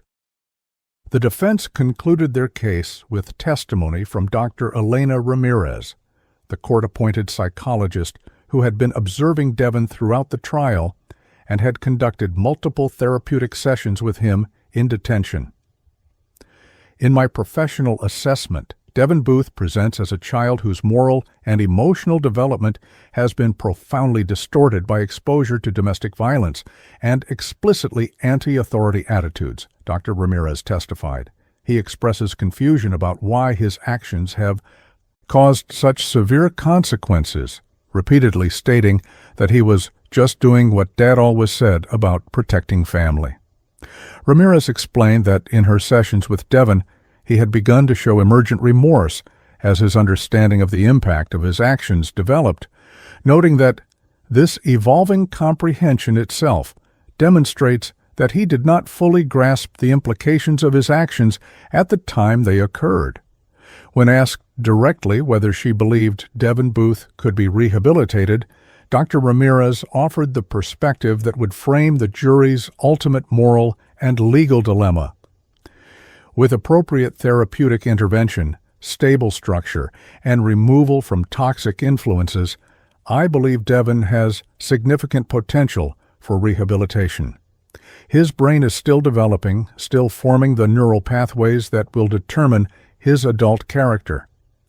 The fundamental question before this court is not whether he committed these acts, he clearly did, but whether our justice system recognizes the neurobiological reality that children are works in progress, capable of profound change in ways that adults simply are not. After 7 weeks of testimony, during which the courtroom had become a battleground not just of evidence but of competing philosophies about childhood, criminal responsibility, and the fundamental purpose of the justice system, the trial of Devin Booth moved to its climactic phase with closing arguments. Prosecutor David Taylor approached the jury with the measured intensity that had characterized his handling of the entire case, methodically reviewing the mountain of evidence linking Devin directly to the deaths of Officers Smith and Williams. The defense has not disputed, indeed cannot dispute, that the defendant's fingerprints alone were found on the murder weapon, Taylor reminded the jury, gesturing toward the enlarged fingerprint exhibits that had remained prominently displayed throughout the trial. These prints tell the story of deliberate action, retrieving the gun, handling the ammunition, aiming the weapon, and firing 7 shots that took the lives of 2 public servants who were simply doing their duty. The prosecutor acknowledged the defendant's age directly, recognizing it as the central complicating factor in the case, but argued that the evidence had clearly established Devin's understanding of his actions, despite his youth. Taylor's closing argument reached its most powerful point when he directly addressed the competing expert testimony about brain development and culpability, framing the jury's decision as one that required balancing scientific understanding with practical justice. We have heard compelling testimony about the developing brain, about neurological limitations, and about the environmental factors that influenced this defendant, he acknowledged, his tone respectful rather than dismissive of the defense's scientific evidence. This information deserves your thoughtful consideration, and it may well be relevant to how our society structures juvenile justice in the future.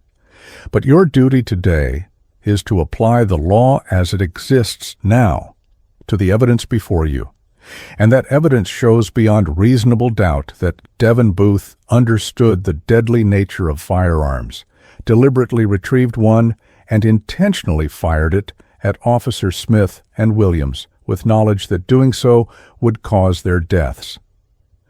Taylor concluded by reminding jurors of the victims' humanity and the devastating impact of their loss, urging them to render a verdict that acknowledges both the tragedy of a child in these circumstances and the irreplaceable value of the lives he chose to take. Defense attorney Jonathan Morris rose for his final address to the jury with the weight of an uphill battle evident in his bearing, acknowledging from the outset that the physical evidence of Devin's actions was not in dispute. This case has never been about denying what happened on that terrible day, Morris began, standing beside his young client who appeared small and vulnerable in an oversized suit chosen to make him look more mature for court appearances. It has always been about how our justice system should respond when a child, and make no mistake, at 11 years old, Devin Booth is a child, commits an act that would be unquestionably criminal if performed by an adult. Morris argued passionately that the extensive scientific testimony had established beyond reasonable doubt that children of Devon's age lack the neurological structures necessary for adult-level criminal intent, regardless of their intellectual understanding of cause and effect. The prosecution has proven that Devon knew a gun could kill, he acknowledged, but they cannot prove, because neuroscience tells us it is literally impossible, that his 11-year-old brain could form the kind of premeditated intent that our legal definition of first-degree murder requires. Morris's closing argument grew more impassioned as he addressed the broader implications of the case, framing the jury's decision as one that would reflect society's values regarding children, justice, and the possibility of redemption. This case asks whether we believe that an 11-year-old child whose brain is still a work in progress, whose moral framework has been shaped by exposure to violence and distorted values, whose entire worldview has been formed in an environment most of us would consider unimaginably toxic, should be held to the same standard of culpability as a fully developed adult, he argued, his voice rising with conviction. And it asks whether we believe that a child in these circumstances deserves the chance for rehabilitation and eventual redemption, or whether we are prepared to discard that child as irredeemable before his life has barely begun. Morris concluded by looking directly at the jurors, his expression somber but hopeful. You cannot bring back Officers Smith and Williams. Their loss is absolute and tragic beyond words. But you can prevent another tragedy by recognizing that true justice in this case means holding Devon accountable in a manner that acknowledges both his actions and his fundamental status as a developing child, a status that both science and basic human compassion compel us to recognize. Judge Samuel Richardson's instructions to the jury were meticulously crafted to navigate the complex legal territory of the case, addressing both the technical elements of the charges and the unique considerations raised by the defendant's age. The law requires that to find the defendant guilty of first-degree murder, you must determine beyond reasonable doubt that he killed the victims with specific intent to kill or inflict great bodily harm, and that the killing was done after deliberation and planning, the judge explained, his tone formal yet accessible. You may consider the defendant's age as one factor in determining whether he had the capacity to form such specific intent and to deliberate as required by the statute. However, I must instruct you that under current law, there is no categorical prohibition against finding that a minor, even one as young as the defendant, can form such intent. Judge Richardson further clarified that if the jury determined the element of specific intent or deliberation was not proven beyond reasonable doubt, they should consider the lesser-included charge of second-degree murder, which required intent to kill or cause great bodily harm, but without the element of premeditation. As the jury filed out to begin deliberations, the tension in the courtroom was palpable, with observers from all perspectives recognizing that the verdict would likely have implications far beyond this single case.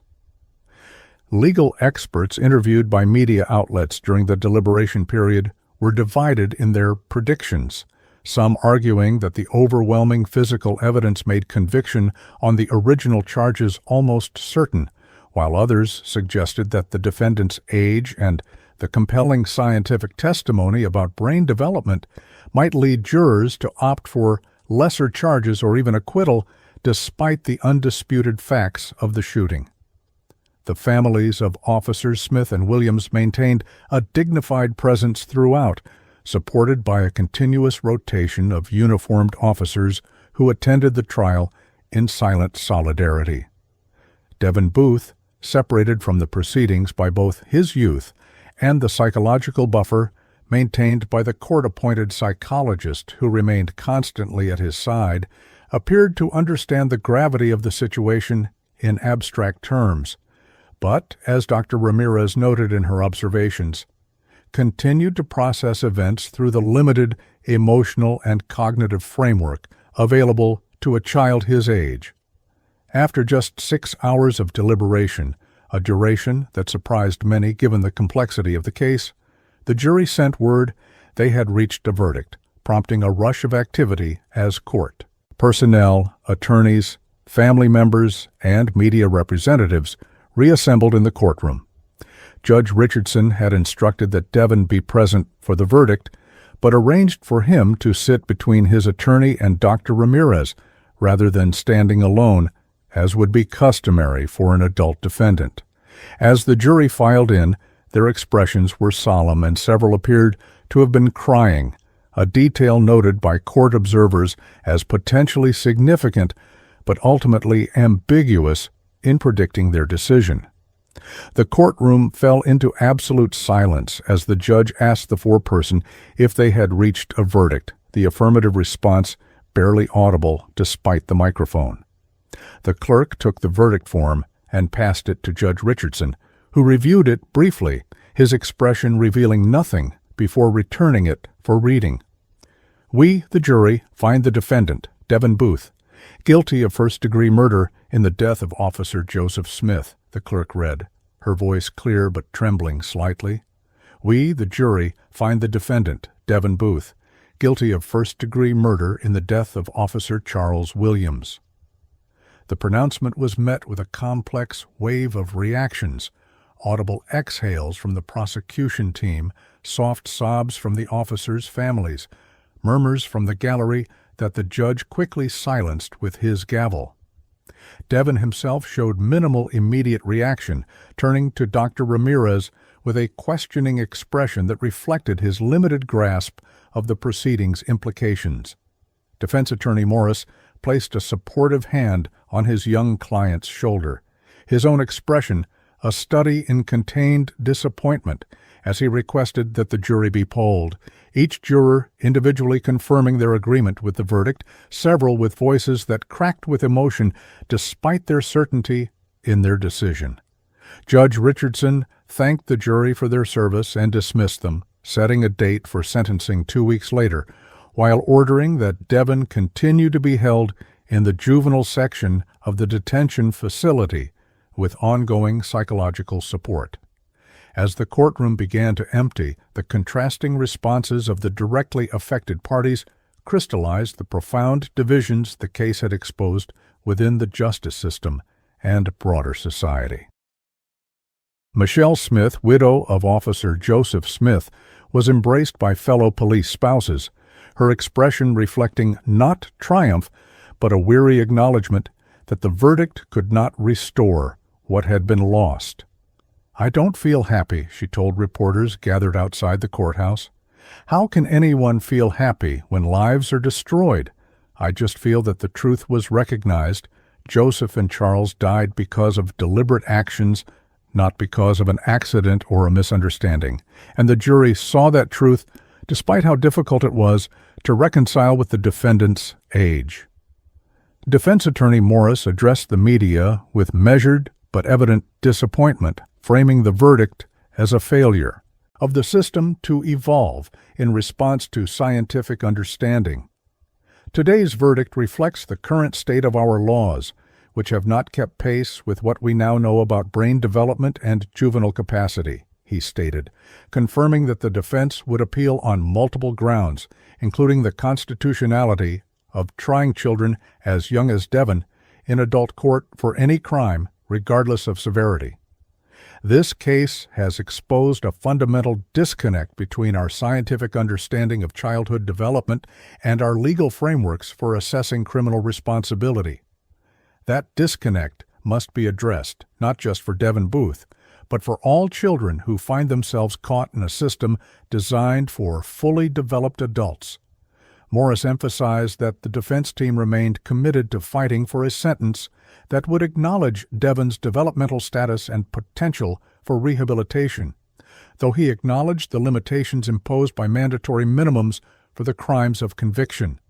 The sentencing hearing 2 weeks later drew even more intense media attention than the verdict, with legal observers across the country waiting to see how Judge Richardson would navigate the unprecedented challenge of sentencing an 11-year-old convicted of first-degree murder in adult court.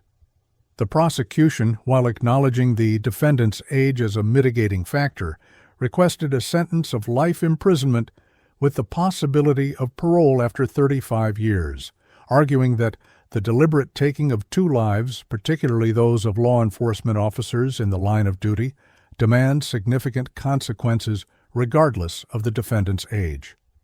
Defense attorney Morris made an impassioned argument for a blended sentence that would keep Devin in juvenile detention until age 21, followed by regular review hearings to assess his rehabilitation progress before any transfer to adult custody, citing international human rights standards and evolving neurological research on brain development to support his position that incarcerating a child for decades represents cruel and unusual punishment by any reasonable standard.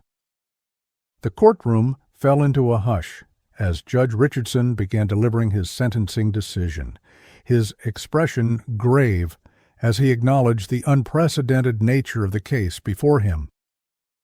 This court finds itself at the intersection of several competing principles: the need for justice for the victims and their families, the recognition of the defendant's status as a child with a still developing brain, and the court's obligation to follow the law as currently written while being mindful of constitutional considerations regarding proportional punishment. The judge began, his tone measured but resonant with the weight of his responsibility. The evidence presented at trial established beyond reasonable doubt that the defendant committed acts that resulted in the deaths of 2 police officers and did so with sufficient understanding of his actions to warrant the jury's finding of guilt. However, the court cannot and will not ignore the defendant's age and developmental status in determining an appropriate sentence within the bounds of the law. After methodically reviewing the relevant legal standards and precedents, including recent Supreme Court decisions limiting life sentences for juveniles, Judge Richardson delivered his decision with a gravity that silenced even the most restless spectators. Having considered all factors, including the heinous nature of the crimes, the defendant's age and developmental status, the scientific evidence presented regarding brain development, and the statutory requirements for the crimes of conviction, this court sentences the defendant, Devin Booth, to consecutive terms of 80 years for each count of first-degree murder, for a total of 160 years imprisonment, he pronounced, adding that Devin would be eligible for parole consideration after serving a minimum of 75 years.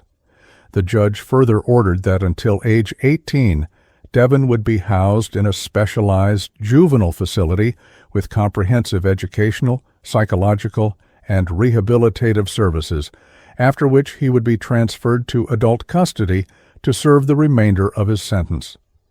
The pronouncement of the 160-year sentence sent shockwaves through the courtroom and beyond. The unprecedented length for a defendant so young immediately triggering reactions ranging from solemn approval to outraged disbelief.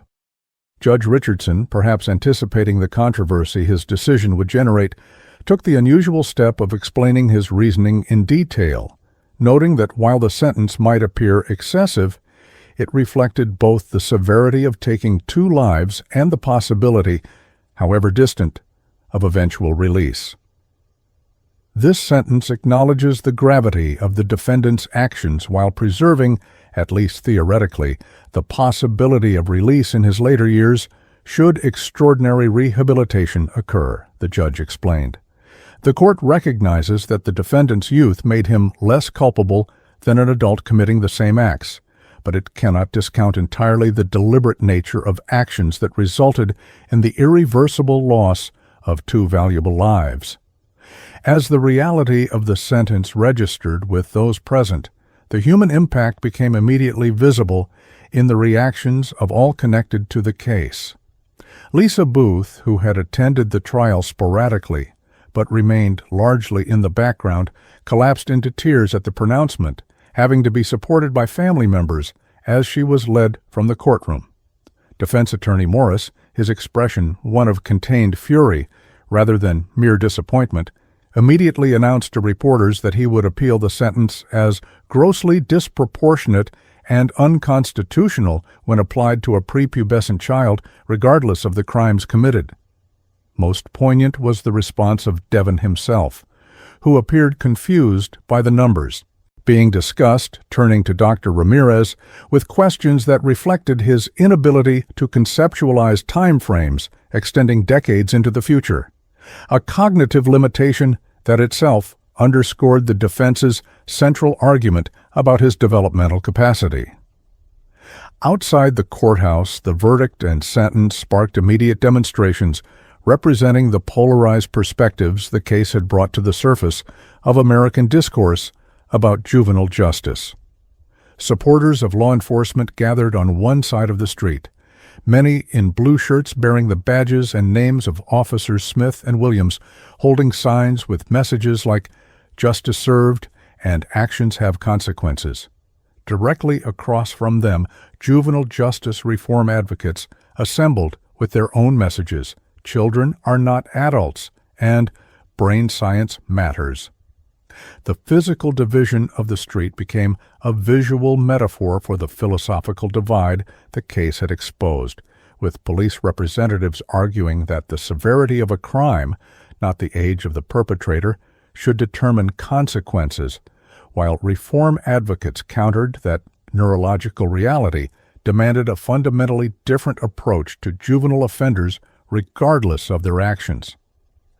National reaction to the verdict and sentence spread rapidly across traditional and social media platforms, with legal experts, child advocates, law enforcement organizations, and political figures all weighing in on the implications of Devin Booth's case.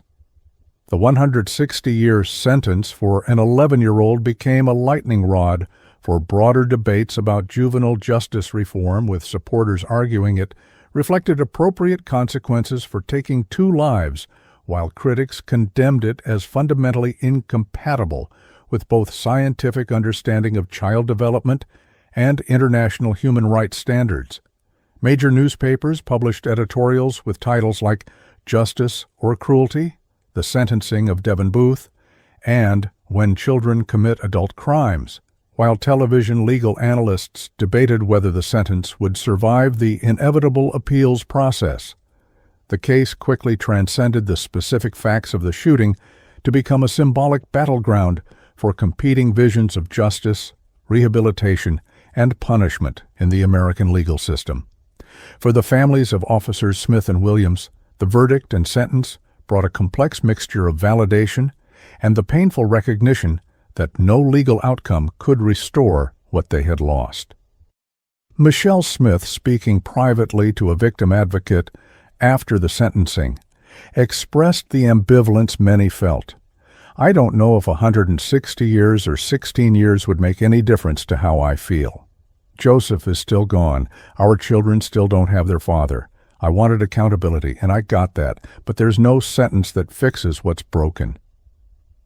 Charles Williams' fiancée, Breonna Taylor, echoed this sentiment in a brief statement to reporters, noting that while she believed the jury had reached the right verdict based on the evidence, there are no winners here, just different kinds of losses. The officer's colleagues in the New Orleans Police Department maintained a public position supporting the verdict and sentence, while privately grappling with the disturbing reality that their fallen brothers had been killed, not by a hardened criminal, but by a child shaped by circumstances largely beyond his control.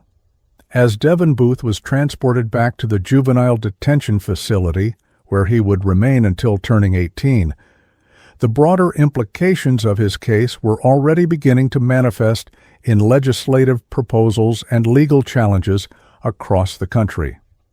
Lawmakers in several states introduced bills to establish minimum ages for adult prosecution or to create alternative sentencing structures for juvenile offenders, regardless of their crimes.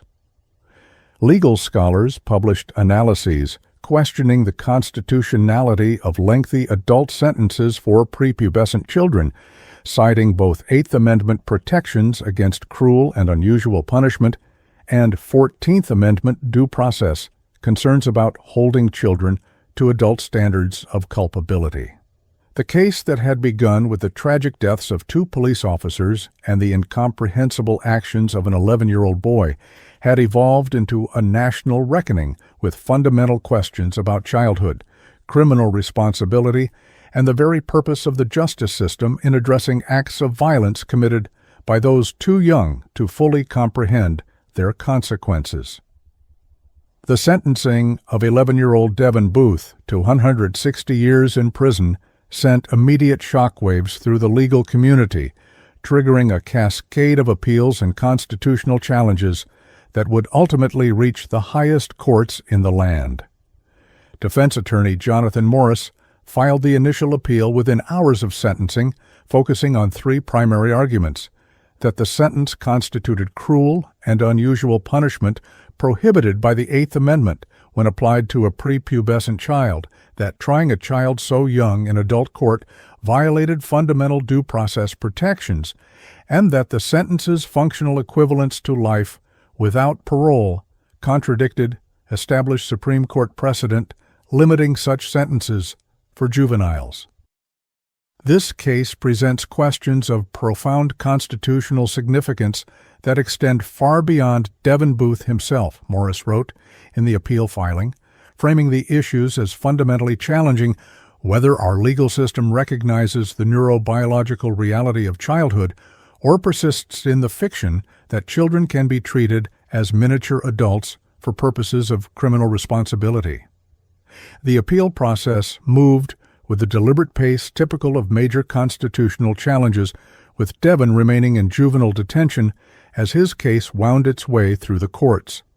Initial rulings from the Louisiana Court of Appeals upheld both the conviction and the sentence, with a divided panel concluding that while the sentence was undeniably harsh, the exceptional nature of the crimes and the evidence of premeditation presented at trial support the trial court's exercise of discretion within statutory guidelines.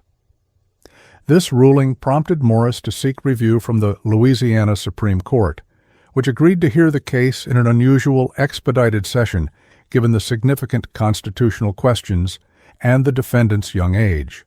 The state's highest court proved more receptive to the defense arguments, ruling 4-3 that while the conviction itself could stand, a 160-year sentence imposed on an 11-year-old defendant, regardless of the crimes committed, raises substantial and unresolved questions under both state constitutional protections and federal Eighth Amendment jurisprudence. The court remanded the case for resentencing with instructions to impose a term that acknowledges the severity of the crimes while recognizing the defendant's developmental status and potential for rehabilitation. The state Supreme Court's ruling triggered immediate reaction from both sides of the case, with the Orleans Parish District Attorney announcing his intention to appeal to the U.S. Supreme Court, while simultaneously preparing for a resentencing hearing as ordered. While we respect the court's authority, we maintain that the sentence imposed reflected both the gravity of deliberately taking 2 officers' lives and the established legal framework for such crimes, the district attorney stated in a press release, adding that his office would continue to advocate for justice that honors the sacrifice of Officers Smith and Williams. Defense attorney Morris, while celebrating the partial victory, expressed disappointment that the conviction itself had been upheld, vowing to continue challenging the fundamental premise that a child of Devin's age could form the specific intent required for first-degree murder. Today's ruling acknowledges that sentencing children as if they were adults defies both science and basic human decency, Morris told reporters gathered outside his office. But it doesn't go far enough in recognizing that trying children in adult court in the first place is equally indefensible. As the legal battle continued, the case catalyzed significant legislative action across the country, with Devin Booth's name becoming synonymous with a growing movement for juvenile justice reform. In the year following his sentencing, 17 states introduced what became known as Devin's Law legislation, establishing minimum ages for adult prosecution, or creating specialized sentencing structures for juvenile offenders that focused primarily on rehabilitation rather than punishment. The most comprehensive of these reforms passed in Vermont, where lawmakers established that no child under 14 could be tried as an adult regardless of the offense, while creating a blended sentencing system for juvenile offenders aged 14 to 17 that combined rehabilitative programming with appropriate accountability measures. Advocates for these reforms frequently cited the stark image of Devin Booth, a child who still had baby teeth and whose feet couldn't touch the floor when seated, facing an adult sentence that would extend beyond any reasonable human lifespan. The public discourse surrounding Devin's case extended far beyond legislative chambers, sparking national conversations about childhood, criminal responsibility, and the intersection of justice and science that played out in academic journals, mainstream media, and social platforms. Distinguished neuroscientists published accessible explanations of adolescent brain development, emphasizing the fundamental biological differences between child and adult brains, particularly in areas governing impulse control, risk assessment, and moral reasoning. Legal scholars debated whether the existing framework of criminal law, built around concepts of mens rea and actus reus, remained coherent when applied to individuals whose brains had not yet developed the capacity for adult-level intention. Perhaps most significantly, the case prompted renewed attention to environmental factors in childhood development, with sociologists and child welfare experts pointing to Devin's exposure to domestic violence and anti-authority attitudes as critical contextual factors that had shaped his worldview and actions. For the New Orleans Police Department and the families of Officers Smith and Williams, the ongoing legal battles and public debates reopened wounds that had barely begun to heal while raising uncomfortable questions about the meaning of justice in circumstances where traditional punitive approaches seemed simultaneously warranted by the heinous nature of the crime and problematic given the perpetrator's age. The department established the Smith-Williams Training Initiative, focusing on enhanced protocols for responding to domestic disturbance calls where children might be present, acknowledging that proper attention to children at such scenes might prevent future tragedies. Michelle Smith, initially supportive of the harsh sentence imposed on Devin, experienced a gradual evolution in her perspective that she described in a memoir published 3 years after her husband's death. "I wanted someone to pay for taking Joseph from us," she wrote in a passage widely quoted in discussions of the case. "But as time passed, I began to wonder what purpose was served by locking away a damaged child for longer than he could possibly live. It wouldn't bring Joseph back, and it wouldn't heal what was broken in Devin, in our family, or in a system that allows children to reach the point where violence seems like their only option." The most profound and lasting impact of the case emerged in academic and clinical settings, where the Booth case became a catalyst for interdisciplinary research into juvenile justice, developmental psychology, and preventive interventions for at-risk children. The Booth Initiative for Childhood Trauma and Violence Prevention, established through a partnership between major universities and child welfare organizations, focused specifically on early identification and intervention with children exposed to domestic violence and other adverse childhood experiences. Research projects funded through the initiative examined everything from neurological impacts of trauma on developing brains to the effectiveness of various therapeutic approaches in redirecting children from potential pathways to violence.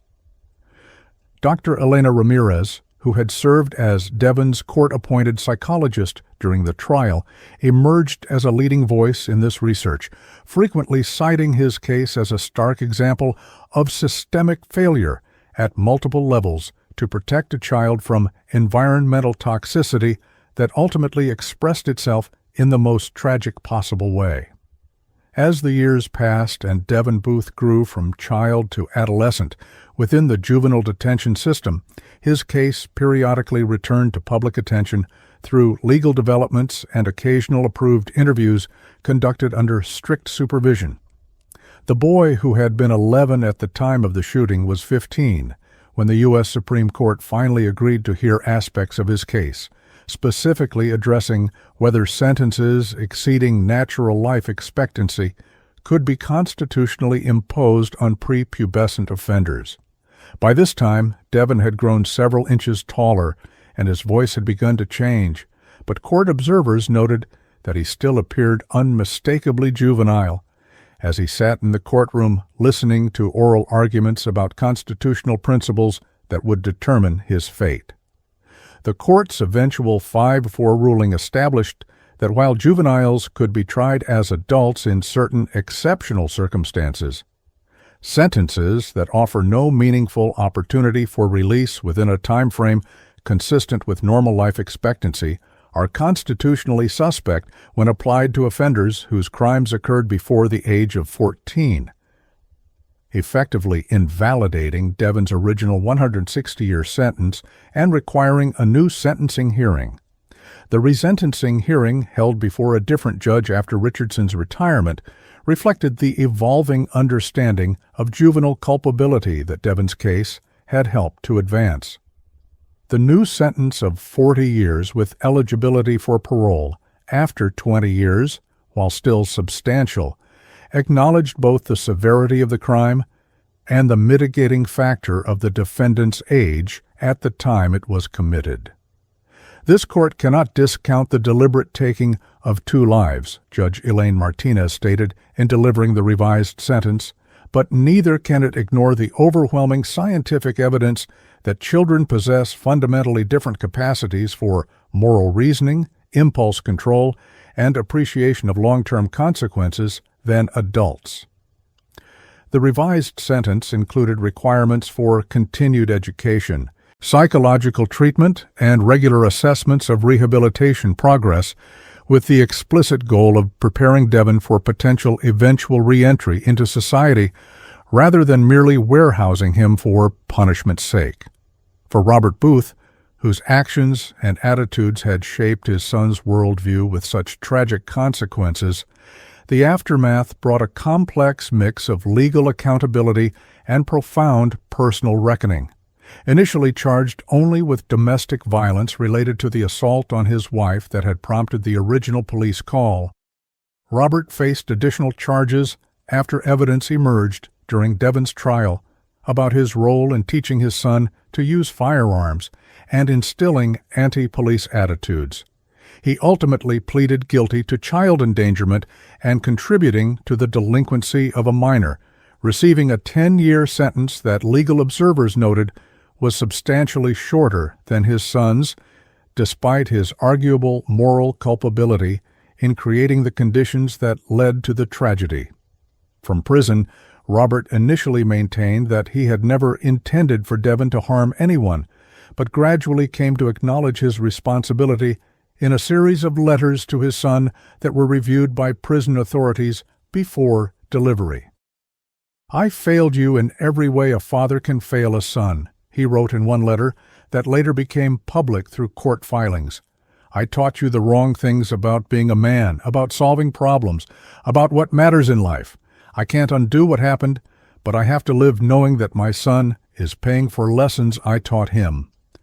Lisa Booth, who had divorced Robert while he was awaiting trial, struggled to rebuild a life shattered by the tragic chain of events her family had set in motion.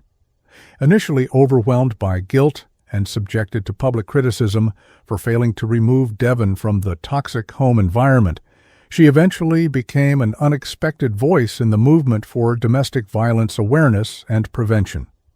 Working with a nonprofit organization that supported families affected by domestic abuse, Lisa spoke candidly about the escalating patterns of violence she had normalized and the devastating consequences of remaining in an abusive relationship, not just for me, but for my son, who learned that violence was an acceptable response to conflict.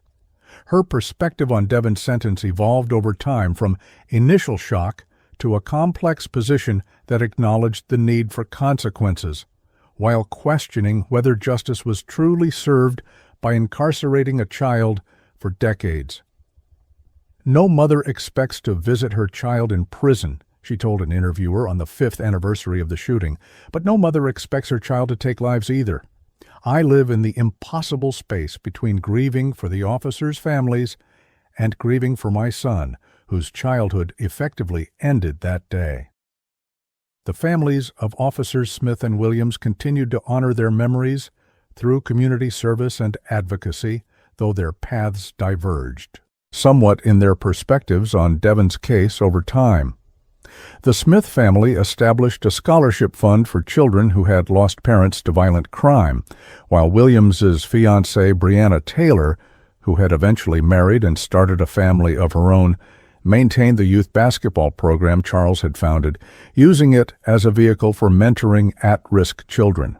Charles's parents became advocates for enhanced police training in de-escalation techniques and trauma-informed approaches to domestic violence calls, frequently noting that their son had been passionate about community policing and would have wanted his death to lead to constructive changes rather than merely punitive responses.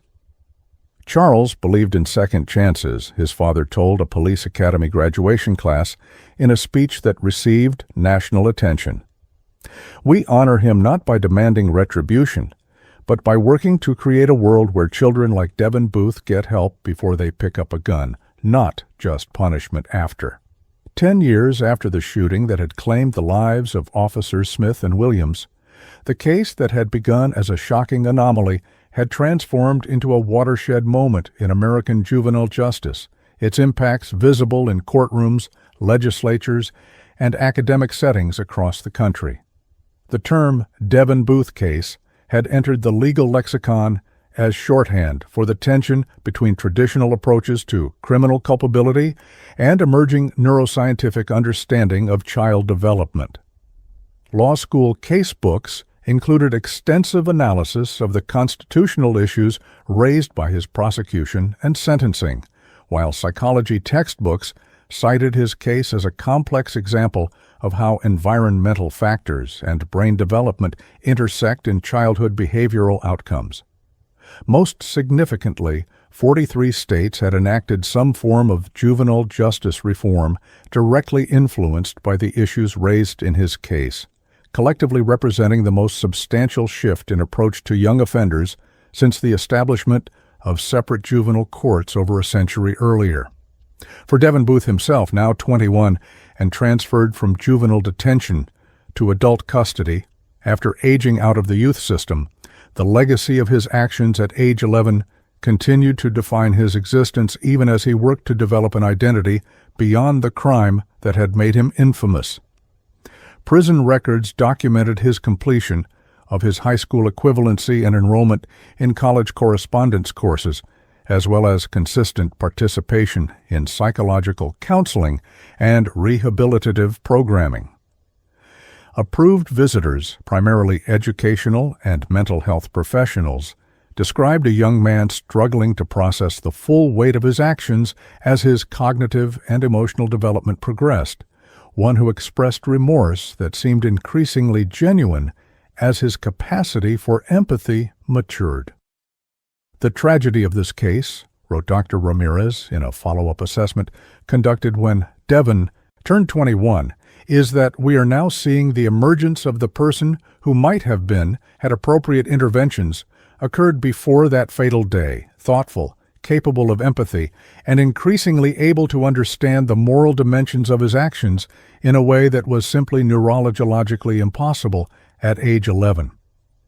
The unanswerable question at the heart of Devon Booth's case, whether justice was better served by punishing a child for actions committed before full moral comprehension was possible, or by focusing primarily on rehabilitation and eventual reintegration, remained a subject of profound disagreement among legal scholars, ethicists, and the public at large. What had changed, however, was the framework within which this debate occurred, with scientific understanding of brain development now firmly established as a relevant consideration rather than dismissed as merely an excuse for criminal behavior. The prevailing consensus that emerged, reflected in both court decisions and legislative reforms influenced by the case, acknowledged that while children must face appropriate consequences for harmful actions, these consequences must be proportional not just to the act itself, but to the actor's developmental capacity for moral understanding and impulse control. This nuanced approach, balancing accountability with developmental reality, perhaps represented the most meaningful legacy of a case that had begun with an unthinkable tragedy and evolved into a catalyst for fundamental reconsideration of how society responds when children commit acts of adult violence. As New Orleans marked the 10th anniversary of the shooting with memorial services for officers Smith and Williams, the city itself stood as a microcosm of the complex healing process that follows such traumatic events. The police department had implemented numerous reforms in protocols for domestic disturbance calls and training for interactions with children in crisis situations, changes that department leadership credited with preventing several potential tragedies in subsequent years. Community organizations worked more cohesively with law enforcement on early intervention programs for children exposed to domestic violence, creating pathways to help rather than merely punitive responses. Perhaps most poignantly, the memorial park dedicated to Officer Smith and Williams included not only tributes to their service and sacrifice, but also a small garden area dedicated to all children affected by violence, an acknowledgement that even in tragedy, healing requires recognition of the complex factors that contribute to human suffering. In this way, a city known for both its vibrant celebrations of life and its intimate familiarity with sorrow had found a way to honor the dead while working to protect the living, including children like Devin Booth, who, before they become perpetrators, are themselves victims of circumstances beyond their control.